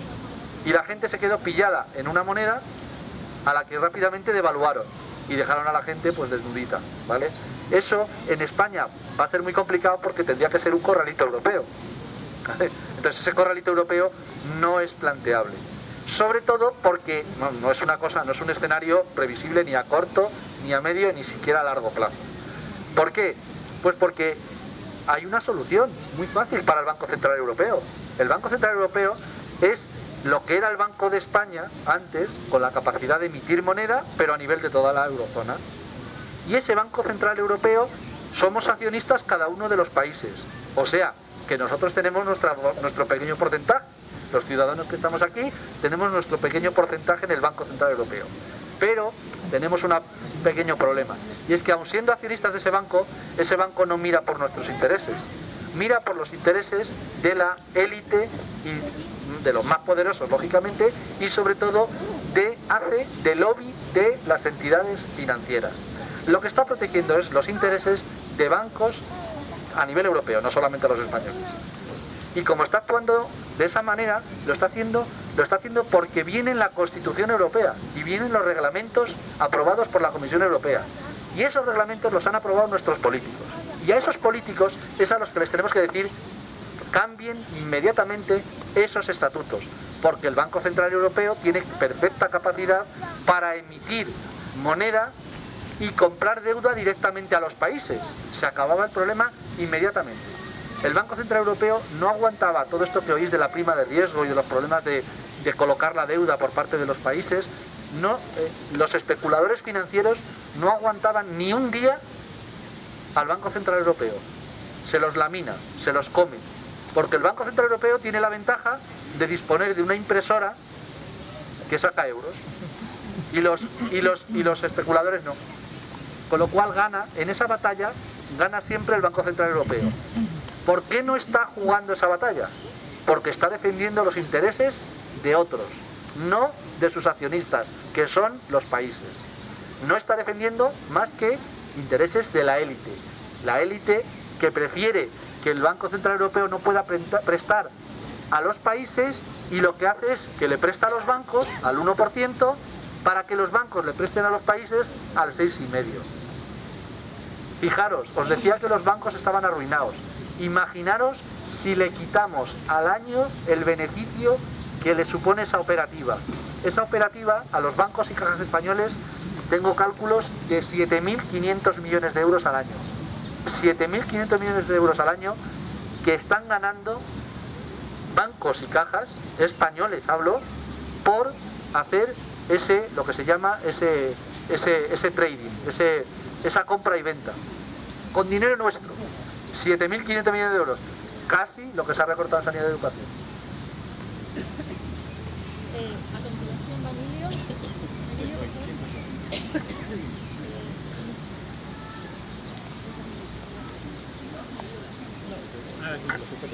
Ya está todo. Quería que nos hablaras un poquito de lo de estas preferentes, las participaciones preferentes que tanto desasosiego y desesperación ha causado muchas personas. Sí. La segunda es el futuro que le espera a la obra social de las cajas con esta nueva situación que se ha planteado, ¿no? Y ya la tercera por última, si me puede decir, señor informe, que tiene algo sobre la banca March. ¿Vale? Pues en cuanto a las preferentes, se ha tratado de un instrumento que hace años, eso existe desde hace muchísimos, décadas, no me acuerdo cuándo fue la primera emisión de preferentes, pero antes se comercializaban solo a inversores institucionales.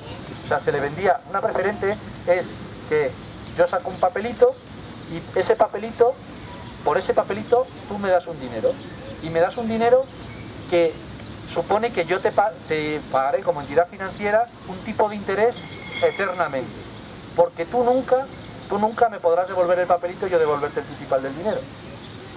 Eso es una cosa que es bastante parecido a un matrimonio para toda la vida, pero para toda la vida tuya y la de tus herederos, porque es que es perpetuo. Las participaciones preferentes son títulos de ahorro perpetuos, o sea, tú le das el dinero al banco y él nunca te lo devuelve. Igual que una acción. Las acciones son así, tú le das el dinero al banco y tú luego no puedes esperar que el banco te compre la acción otra vez. Lo único que puedes esperar es vender esa acción a otro pobre desgraciado que te la compre por ahí, como las preferentes, exactamente igual. Con una diferencia: las acciones dan lugar a que el que las compra tengan derechos políticos, o sea, pueda ir uno con una acción a la Junta de Accionistas del Banco Santander y decir, usted es un perro judío. Como eres un pequeño accionista, lo dices y por lo menos te quedas tranquilo.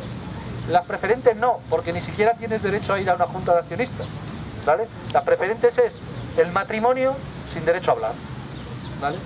Que es la participación preferente. ¿Qué ha pasado?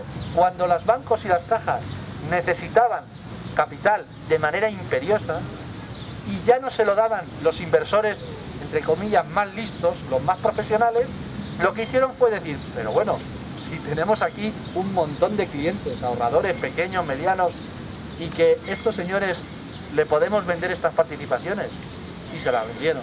En los 3 últimos años se han comercializado 35.000 millones de euros en participaciones preferentes a particulares, en la red de oficinas.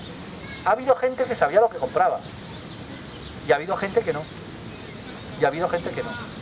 Ahora quedan, la mayoría se han canjeado, ahora quedan unos 13.000 millones, de ellos 3.000 de Bankia, 3.000 millones de Bankia, y se los están canjeando por otras cosas.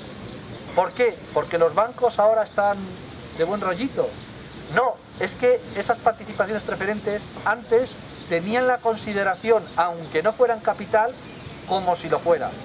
Cuando el banco, la Autoridad Bancaria Europea, que es el organismo supervisor de los bancos a nivel europeo, hacía los test de estrés, habréis oído hablar de los test de estrés, o sea, hacía un examen a cada entidad y veía cómo estaban, contabilizaba como si fuera capital las participaciones preferentes, pero no lo eran. Claro, los europeos se dieron cuenta y dijeron, bueno, estamos contabilizando algo que no es, con lo cual quitaron esa consideración a las participaciones preferentes. Por eso las entidades las están cambiando, porque si no, no les vale como capital. Y las están cambiando unas en mejores condiciones que otras. Por ejemplo, Bankia sacó hace aproximadamente 6-7 meses una emisión, una política que era recomprar esas participaciones preferentes a un 50% de su valor, en una subasta holandesa, que se llama. Es una cosa un poco complicada esa de la subasta holandesa, pero es más o menos que todos vosotros os he pillado con las participaciones preferentes y a ver qué ofrecéis vosotros para que yo las compre otra vez. Que yo no tengo ninguna obligación, pero yo, a ver, ofertas. Y es una subasta holandesa que se llama, es una subasta competitiva, o sea que me quedaré con quien más rebaja me haga. Eso es una cosa perversa. Daros cuenta, primero se encalomo las participaciones preferentes y luego digo, ¿quién me perdona más porcentaje? Tú, te las compro y me lo apunto como beneficio. ¿Sabéis? Eso si lo hace una empresa es una situación que tiene que estar controlada por un juez en una quiebra, y eso lo hacen las entidades financieras y lo autoriza la Comisión Nacional del Mercado de Valores, y ole, y nosotros aquí y no hemos ido a por las hachas. ¿Preferentes? ¿Y qué había? Lo de la obra social. Ah, la obra social. Sí, fundamental. La obra social de las 7 cajas que forman parte del grupo Banco Financiero de Ahorros está condenada a desaparecer en el corto plazo. Imposible de evitar. El Banco Financiero de Ahorros era de las 7 cajas. Las cajas no se quedaron con nada de negocio financiero, nada, lo aportaron todo. Si ahora el resultado es que esa participación no vale nada, con lo cual cada una de las obras sociales cuenta con los propios bienes de la obra social. Punto, no puede hacer nada más. Con lo cual están condenadas. Primero, las cajas se tienen que convertir en menos de 6 meses, lo tienen que hacer por la ley, en fundaciones. Y como fundaciones operar. Hay muchas fundaciones, yo pertenezco a unas cuentas de barrio, de mi barrio que es Aluche, y asociaciones, que funcionamos con lo que ponemos los vecinos y los ciudadanos y demás. Pero estos no están acostumbrados a eso, ¿eh? Entonces la Fundación Caja Madrid pues no va a poder sostener su obra social, está condenada a desaparecer.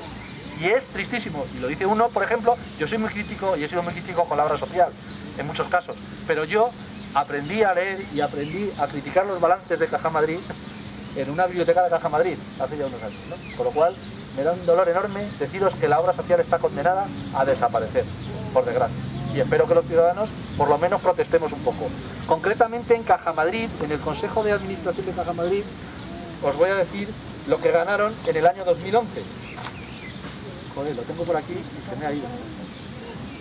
Caja Madrid, solamente 1.640.000 euros ganaron los directivos de Caja Madrid, ¿vale? 1.640.000. Repartidos entre las personas que veis aquí, ¿vale? ¿Cuántos eran? 22 miembros, están de todos los colores políticos, aquí eso os lo doy ahora si queréis, ¿vale? De todos los colores políticos y de todas las centrales sindicales mayoritarias, por desgracia.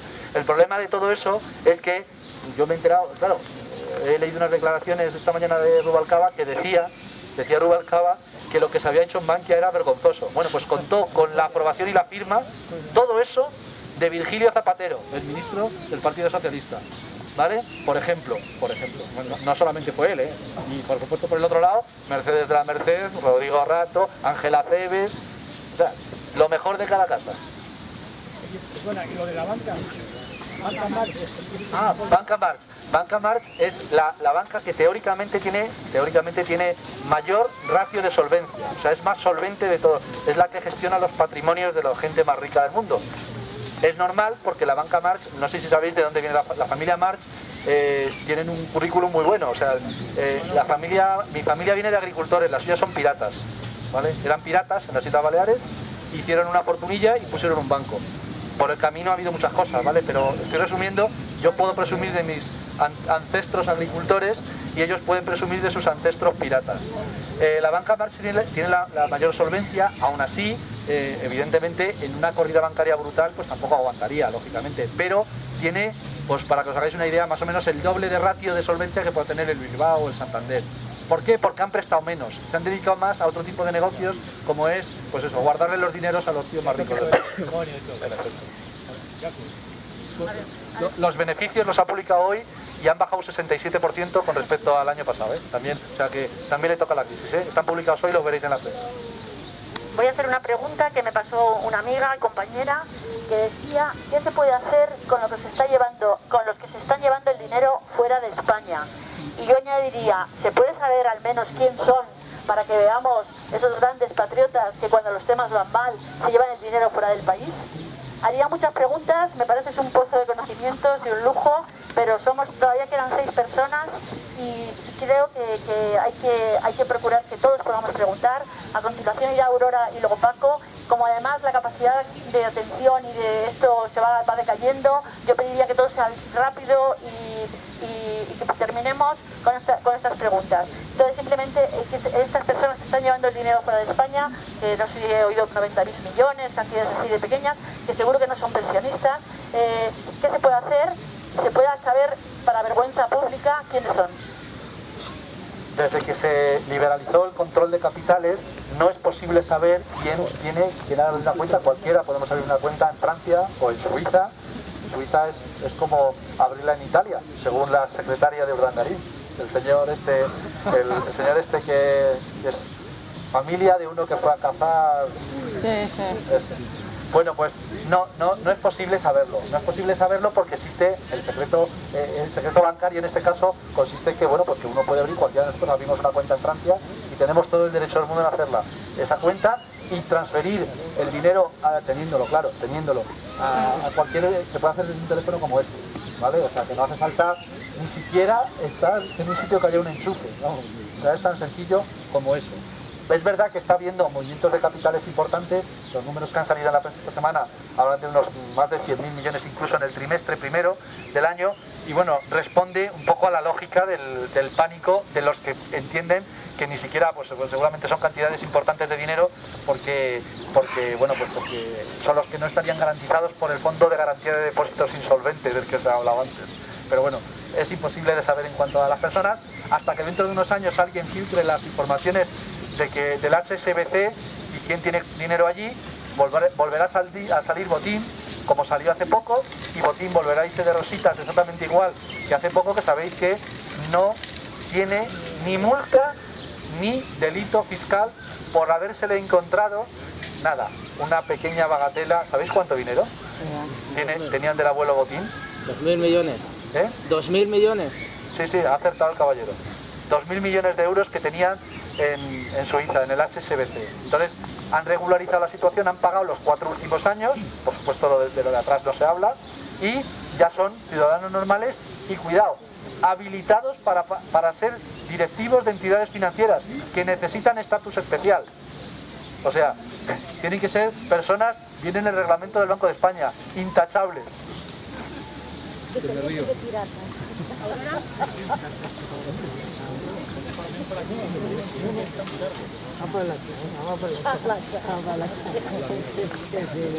Nada, solamente saludaros. Soy de otra asamblea y en concreto también estoy en la plataforma por la nacionalización, y vengo aquí porque creo que la solución es la movilización. La movilización quiere decir debate, y vengo aquí porque el debate es la mejor forma de aprender. O sea, yo cada vez que hay un debate siempre aprendo. Entonces le voy a pedir a Carlos que por favor nos insista, porque es muy importante que la gente sepa que la culpa no es de las cajas de ahorros, que sí, es de las cajas de ahorros, sino de los bancos. Entonces yo quiero en particular, para mí, porque nunca los tengo a la mano del todo, todos los datos negativos del Banco Santander, para que los tengamos así a mano cuando digan las cajas de ahorros sí, pero el Banco Santander, que nosotros podamos decir siempre los desafueros del Banco Santander, los problemas que tiene el Banco Santander. A ver si por favor nos lo repites y los copio bien. Gracias. Aurora, como tenga que hablar del Banco Santander, digo, me refiero a que nos iríamos de tiempo. Simplemente deciros que en cuanto a cifras, concretamente de lo que es el patrimonio neto, o sea, la diferencia entre lo que tiene y lo que debe el Banco Santander, teóricamente son 80.000 millones de euros. Pues bueno, la mitad de eso lo tiene en dos cosas que son inmateriales, que son etéreas, que no tienen cara y ojos, que se llaman activos fiscales y fondo de comercio. Eso es legal, pero fijaros la solvencia y la tranquilidad que puede dar a una entidad que la mitad lo tiene en derecho a no pagar impuestos en los próximos 30 años. Porque como tiene pérdidas que no pasa por la cuenta de explotación, las carga directamente en el balance, lo que hace es que tiene un crédito fiscal de más de 20.000 millones de euros, que no pagará en los próximos años. Pero imaginaros que a la hora de hacer el balance, cada uno de vuestra familia, lo que tenéis y lo que debéis, os apuntarais entre lo que tenéis vuestro derecho a no pagar impuestos en los próximos 30 años. Y digáis, y yo os digo, bueno, pues con eso que tenéis en el balance, con ese derecho, bajáis al supermercado y compráis. Os van a decir que no. Sin embargo, el Santander presume de su balance fuerte, ¿vale? Todo eso, el que quiera datos y eso, pues hablamos y os mando datos. Pero hablar del balance así, sin una transparencia, vale. Pues la mitad del activo, del patrimonio, perdón, del Banco Santander, la mitad, 40.000 millones de euros, son activos etéreos, cosas sin cara y ojos, etéreos que no tienen una realización inmediata en caso de necesidad, que es lo que tendría que ser de aquí. Esto de ser la moderadora da un cierto privilegio y lo voy a aprovechar en favor de la asamblea de Moratalá. Esta tarde tenemos asamblea a las 5:30, estáis todos invitados y como veis hay temas muy importantes, entre ellos qué acciones vamos a seguir haciendo para denunciar la situación de la banca y que esta es una acción más. Esta es una acción. Entonces, ¿qué otro tipo de cosas vamos a seguir haciendo? Porque vamos a tener que hacer muchas cosas. Y también creo que es muy importante que vayamos pensando y trabajando sobre formas de control social. Estáis todos invitados, haremos una asamblea en esta misma zona a las 5:30 de la tarde y a continuación sigue Paco, por favor, como ya estamos todos muy cansados, luego está Karin, luego Cristian y luego Miguel, ¿vale? Y ya terminamos, si os parece, para que no terminen, porque ya es demasiado tiempo, creo. Sí, hay una cuestión que yo creo que es fundamental y es el tema de cuando el gobierno dice nacionalizar el Banco Financiero de Ahorros, ¿no? Del cual un 52% es Bankia, ¿no? El capital lo tiene Bankia y el resto lo tiene el 45%. Y el resto lo tienen las entidades privadas. Greg Astorri, que es el nuevo directivo de este atraco, dice que no va a devolver el dinero. Pero bueno, vamos a ver una cosa. Estamos por una banca pública, en teoría, y no hay entre no ya los ciudadanos, ¿no? Sino las fuerzas políticas, o sea, es decir, se dan cuenta de la gravedad de la...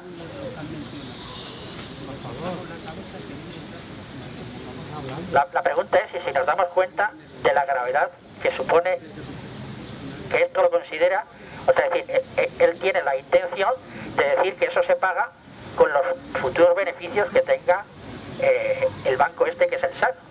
Porque claro, lo que nos hemos quedado los ciudadanos normales y corrientes es con la parte mala de los activos tóxicos. Y otra cuestión, esta inyección de dinero público se detrae de, como decía Jesús muy bien, la sanidad, la educación, todos los recortes que estamos habiendo. Pero bueno, ¿cómo no salimos a la calle ya, por ejemplo, todos los jueves haciendo una cacerolada? Y esto, hacer un llamamiento a la APM para que se coordine un día de cabreo nacional. Se me ocurre, ¿no? Y luego decir cómo es posible, o sea, decir, estas declaraciones de un hombre que se supone, o sea, decir que primero se ha jubilado. Yo cuando me jubilo y tengo que trabajar, tengo que devolver a la seguridad social la diferencia de lo que esté ganando, ¿no? Y este hombre se va a quedar con 58.000 millones de euros y encima va a seguir cobrando su salario. Esto es inaudito, o sea, es increíble. Para tu tranquilidad, es una pensión privada, o sea, la Seguridad Social no le ha dado los 58 millones de euros, no son 58.000, aunque la diferencia en este caso para los que estamos aquí seguramente es la misma, ¿no? Bueno, vamos a ver, yo estoy de acuerdo con que no hay que devolver el dinero que se ponga público en Bankia, y me explico. Bankia no lo puede devolver. Lo que se ha optado en los anteriores rescates era para que no se notara que era un rescate, decir, te lo presto. Y os ponía el ejemplo de mi hija. Es que eso no vale. Si estás quebrado, no vale de nada que te den un préstamo. Y en eso ha respondido bien Goligozarri. Es en lo único que voy a estar de acuerdo con él seguramente. En que es capital. O sea, el banco pasa a ser de todos y como tal no hay que devolver el dinero. Lo que hay que hacer es hacerlo rentable y con una actuación adecuada. Lo que ocurre es que estaremos siempre en contra, o no estaremos de acuerdo nunca con Goligozarri, en que él quiere una rentabilidad económica, y hay muchos que pensamos en que la rentabilidad tiene que ser social. O sea, la rentabilidad económica a costa de desahuciar a las familias, no. La rentabilidad económica a costa de no dar crédito, no. Rentabilidad social, que es bastante más amplia que la meramente económica.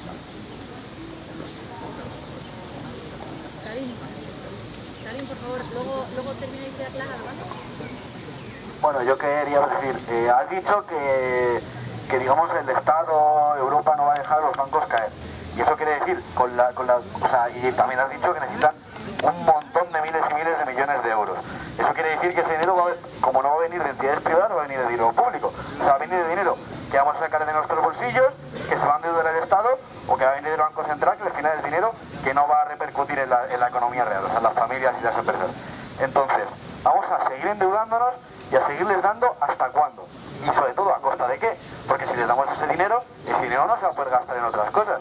Y también has dicho, es que no hay otra solución porque ya tenemos 130.000 millones que hemos avalado. Pero eso lo que ha sido es coger una deuda privada y convertirla en pública. Para mí esa deuda es ilegítima. Y para mí esa deuda nosotros teníamos que negarnos a pagarla. ¿Por qué? ¿Por qué? Nos han estafado. No, es una deuda que no va en nuestro beneficio y que nos ha hecho a nuestras espaldas y en nuestro perjuicio. Por lo tanto, esa deuda para mí no hay que pagarla. Y es todo eso que hasta dónde vamos a sacrificar la sanidad, vamos a sacrificar la educación, vamos a sacrificar todo para salvar a los bancos. Y no hay otra manera, no hay una manera de una caída controlada y garantizar los ahorros de las personas, algo diferente. Karim, estoy completamente de acuerdo con lo que has dicho, con todo lo que has dicho, pero creo que no me he debido explicar muy bien. O sea, yo no pretendo, y mi posición no es meter dinero público para salvar a las entidades financieras. Lo que planteo es que el dinero público ya lo hemos puesto. Lo que digo es que si pagamos, decidimos. Que es lo mismo que acabas de plantear tú. O sea, ¿es deuda legítima? Por supuesto que es legítima. Ahora, ¿la deuda qué es? ¿Y el dinero qué es? La deuda y el dinero son papelitos. No nos engañemos, lo que importa es cambiar las relaciones de poder. O sea, ¿qué más da que asumamos 100.000 millones y 1 billón de millones? Si tú y yo tenemos las impresoras y los cartuchos de tinta para imprimirlos, ¿qué coño nos importa? No nos importa, no importa eso. Ahora, lo que sí que nos importa es que no nos tomen el pelo diciéndonos hay para esto y no hay para lo otro. ¿Cómo que no hay? O sea, ¿que podemos imprimir los billetes y solo se puede hacer para salvar a los bancos? No. ¿Que hay que recortar sanidad, educación y pensiones? Que no, que así no. Pero es que son cosas absolutamente compatibles. Deuda ilegítima, por supuesto, pero no vale solo la postura, dado que es deuda ilegítima, dejamos caer a los bancos y ya está arreglado el problema. Así no lo arreglamos. Por eso planteo de que hay que poner ese dinero, hay que ponerlo, pero no solo ese dinero. O sea, no ese dinero y ya luego arreglaremos la sanidad y la educación. No. Es un problema bastante más integral. Y o cambian las relaciones de poder a nivel europeo, o esto no lo podemos solucionar aquí en casita. Ni simplemente diciendo que no pagamos una deuda porque uno dice, mira, otra forma que tendríamos de tirar del sistema financiero, con que vamos a poner 500.000 de familias en España, 500.000, dejaran de pagar 3 cuotas de su préstamo hipotecario, 500.000 de familias, 3 cuotas de su préstamo hipotecario, el sistema explotaba, pero de una manera impresionante. No hablo de perder la casa, porque con 3 cuotas de préstamo hipotecario no te quitan la casa, ¿vale? Pero entraban en lo que se considera morosidad oficial del Banco de España. 3 cuotas, fijaros. Esa idea es de mi mujer, que tiene unas ideas muchísimo mejores que la mía. Ella no es economista, por eso piensa mejor que yo. Y dijo, pero si lo tienes muy fácil, hacéis esto y directamente se consigue la quiebra total del sistema. Toda la deuda ilegítima y vamos a empezar desde cero. De acuerdo. Movilización social, que lo ha dicho el compañero. De acuerdo. Visión integral del asunto. De acuerdo. Ahora, que lo que no vale es simplemente decir deuda ilegítima y esto no es nuestro. Y perdonen, pero es que hemos avalado. Tendremos que hacer frente a ello y decimos, no, porque no hacemos frente a ello. Vale, pero es que entonces nos tenemos que acostumbrar a que a nivel europeo nosotros necesitamos capital de fuera. Estamos necesitando. Vivimos, en ese sentido, si estoy de acuerdo, por encima de nuestras posibilidades. Permitidme que me ría. Serán algunos, ¿no? Otros no. Pero necesitamos pedir capital fuera. Por eso lo que necesitamos es que en Europa cambien las relaciones de poder.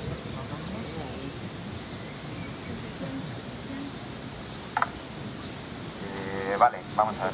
Voy a intentar ser cortito. Yo creo que la sensación, lo malo de todas estas cosas es que cuando empiezas a verlas siempre da la sensación de que no hay mucha salida, ¿no?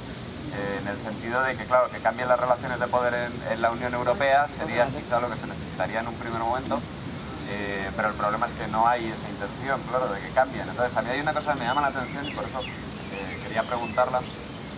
Se supone que Caja Madrid, Bankia ha reconocido que necesitaría 23.000 millones.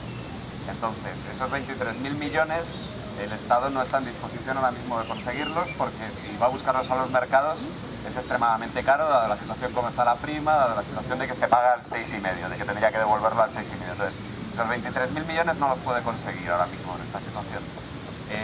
Se intentó con el tema de sacarlos a través de bonos de deuda y que el banco fuera con esos papelitos al Banco Central y entonces el Banco Central le diera dinero.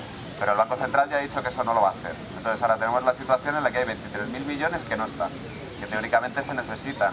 Entonces la sensación que a mí me da, bueno, es que es un poco el juego de meter la presión de que ese dinero no esté y en algún momento España lo tenga que pasar al rescate, tenga que ir al rescate, que es lo que yo creo que está pretendiendo Alemania, que es meter esa presión de no tenéis dinero, tenéis que pasar por el trámite de la intervención, tenéis que pasar por el infierno de la intervención, mejor dicho. Entonces, claro, se da toda esta situación. Entonces, cuando decimos de meter dinero público y de que el Banco Central Europeo tiene esas impresoras, pero es que el Banco Central Europeo no está dispuesto a utilizarlas. Entonces, estamos en una situación en la que realmente no parece que se pueda hacer nada dentro del sistema. Entonces, claro, yo soy más de la sensación de que el sistema financiero tiene que quebrar. Es decir, que tiene que quebrar, incluso puede darse la situación de que se ponga en riesgo los ahorros que tiene la gente, pero es que hasta que no pase eso yo creo que no vamos a terminar de salir de esta situación de impasse en la cual todos los ciudadanos de España están entre la espada y la pared, en la que es la intervención con todas las cosas malas que tiene y por el otro lado el ser incapaces de resolver esta situación, y es solamente Bankia. Entonces no lo veo hasta que no cambien la relación de poder que hay en Europa, pero es que no da la sensación de que vaya a cambiar, porque no va a querer Alemania, y Alemania no quiere que la impresora funcione, porque entonces sube la inflación y a ellos no les interesa que la inflación suba. Total, que Alemania es la que está diciendo que esto no va a tener solución. Entonces, claro, realmente ante eso, que quizá veamos la cosa como que hay que seguir manteniéndolo, hay que meter ese dinero público y hay que mantener este sistema a medias, como se puede, cogido con pinzas, yo no sé si lo veo como solución. Entonces es puesta la situación de que tienen que cambiar, a ver si puedo crear la pregunta bien. Tienen que cambiar, la relación de poder tiene que cambiar en la Unión Europea, y eso es muy difícil, entonces, por no decir prácticamente imposible, a corto plazo. Entonces ¿qué mínima cosa podemos hacer como ciudadanos y ciudadanas, como país, o como sea, para hacer esto, para intentar salir de esto? Que igual es una situación en la que no hay salida. Lo has expuesto de forma clarísima y también es clarísimo cuando hablamos de cambiar relaciones de poder. Yo no lo citaría países, o sea, claro, son las personas las que podemos tener posibilidades de cambiar las cosas por lo siguiente. Pues seguramente un jubilado alemán tiene la misma situación que un jubilado español, o sea, salvando las distancias, y desde luego un obrero español y un parado español la misma situación que un parado alemán. Y los poderosos en España tienen la misma posición que les pueden tener los poderosos en Alemania. Pero no estamos hablando de países, estamos hablando de personas. Y por ahí viene el cambio. Solo puede venir de la ciudadanía europea, no guerras de países. Evidentemente los que nos representan allí hacen lo que les interesa a ellos y no a los ciudadanos. Y ese es el enorme problema. Solo cambiarán de posición cuando la ciudadanía les obliguemos a ellos. Y ese es nuestro trabajo. Obligar a los que nos están pretendiendo representar en las instituciones europeas de que por ese camino no. Cuando hablamos de nacionalización de banca pública no nos quedamos ahí. Hace falta una quita generalizada de deuda a nivel europea, no española, porque es impagable. ¿Qué podría hacer a corto plazo el gobierno español ante Europa? Pues podría, en primer lugar, decir que no necesita 23.000 millones ahora mismo. Necesita, con el mismo criterio que se aplica en Bankia, necesitamos 135.000 millones de euros más para todos los bancos. 135.000 millones de euros. Y nos hacen falta esos millones, y los que nos permiten mantener un estado mínimo de bienestar. Mínimo, que no estábamos en el cielo y ahora estamos en el infierno, ¿vale? En cuanto a la intervención y al miedo de la intervención, es que ya estamos intervenidos. El que no se haya dado cuenta de que aquí el presidente del gobierno anterior y el actual están aplicando unas recetas económicas neoliberales que no, que se les hayan ocurrido o no se les hayan ocurrido, no las han pensado ellos y no las han dictado ellos. Con lo cual, evidentemente estamos siguiendo ya la política de la intervención por parte de nuestros acreedores, ¿vale? Esto ya pasó históricamente en la crisis del capitalismo anterior. En la crisis, por ejemplo, de la deuda latinoamericana en los años 80, pasó exactamente igual. Y sabemos cómo acabó. En el año 93 el Fondo Monetario Internacional y el Banco Mundial reconocieron que se habían equivocado y llamaron a la década anterior con los programas de ajuste estructural, que vaya, se llaman igual. Dijeron que había sido la década perdida, como la que va a tener Grecia, la que va a tener Portugal, la que va a tener España y la que va a tener Alemania, porque el poder que tiene España con respecto, digo como país y como país muy endeudado, con respecto a lo que tiene Grecia o lo que tiene Portugal, es que España no la pueden dejar caer igual que España no puede dejar caer a sus bancos. No la pueden dejar caer. Lo que pasa es que Rajoy tendría que utilizar eso en interés de los ciudadanos y no en interés de los grupos de poder que le darán empleo como a Solbes o como a Salgado cuando salga del gobierno. Esos grupos de poder que le van a dejar la jubilación todavía mucho mejor que la de registrador de la propiedad, que no está nada mal. Bueno, vamos a terminar con la pregunta de Miguel. Quiero daros, antes de que nos vayamos, las gracias a todos y a todas por la escucha tan atenta, por haber venido, sobre todo a Carlos, porque creo que ha sido una fuente de información muy buena. Intentaremos seguir consiguiendo gente que nos aclare, que nos informe y que nos ayude a ser capaces de hacer frente a la situación de la forma más activa y más valiente posible.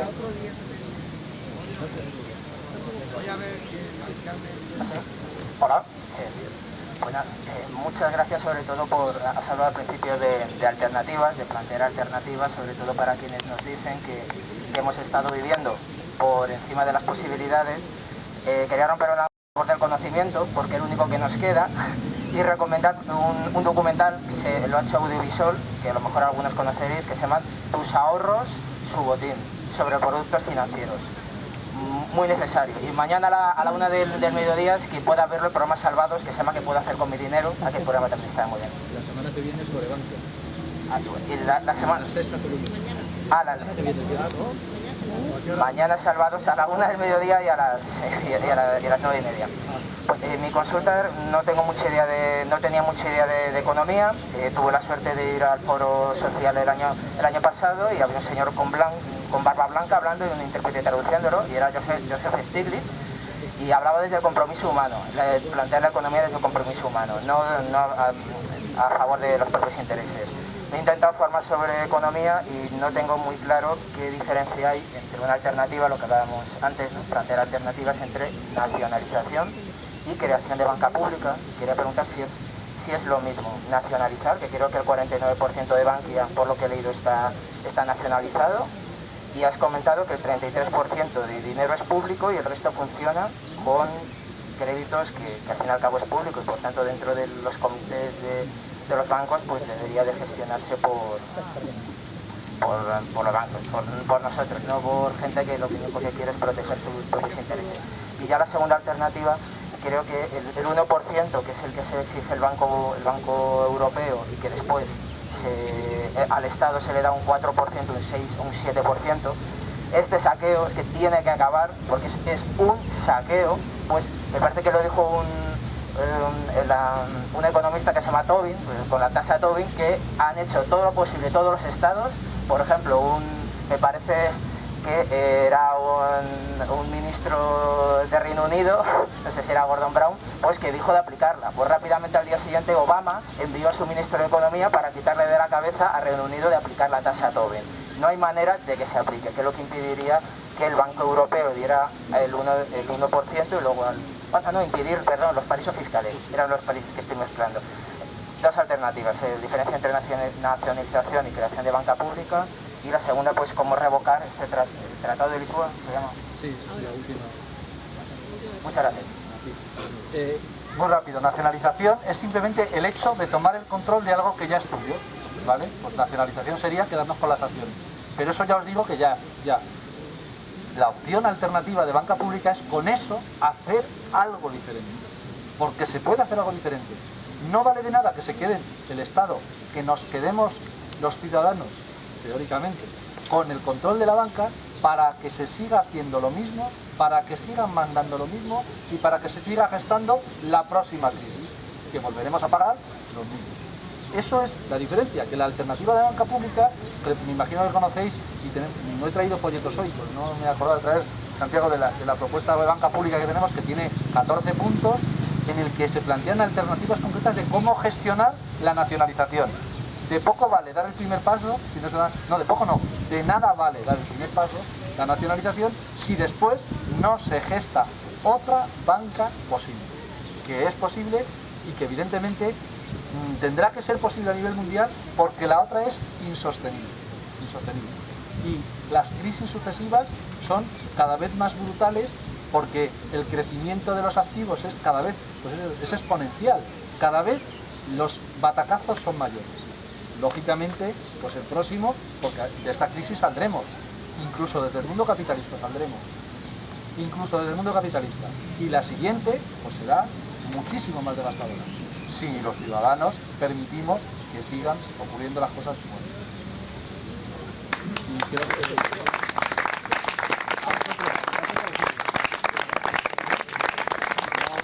Muchas gracias a vosotros por haberme prestado tanta atención, que no lo consigo yo tan fácilmente. De clase porque vienen obligados. Oye, echar aquí toda la basura que...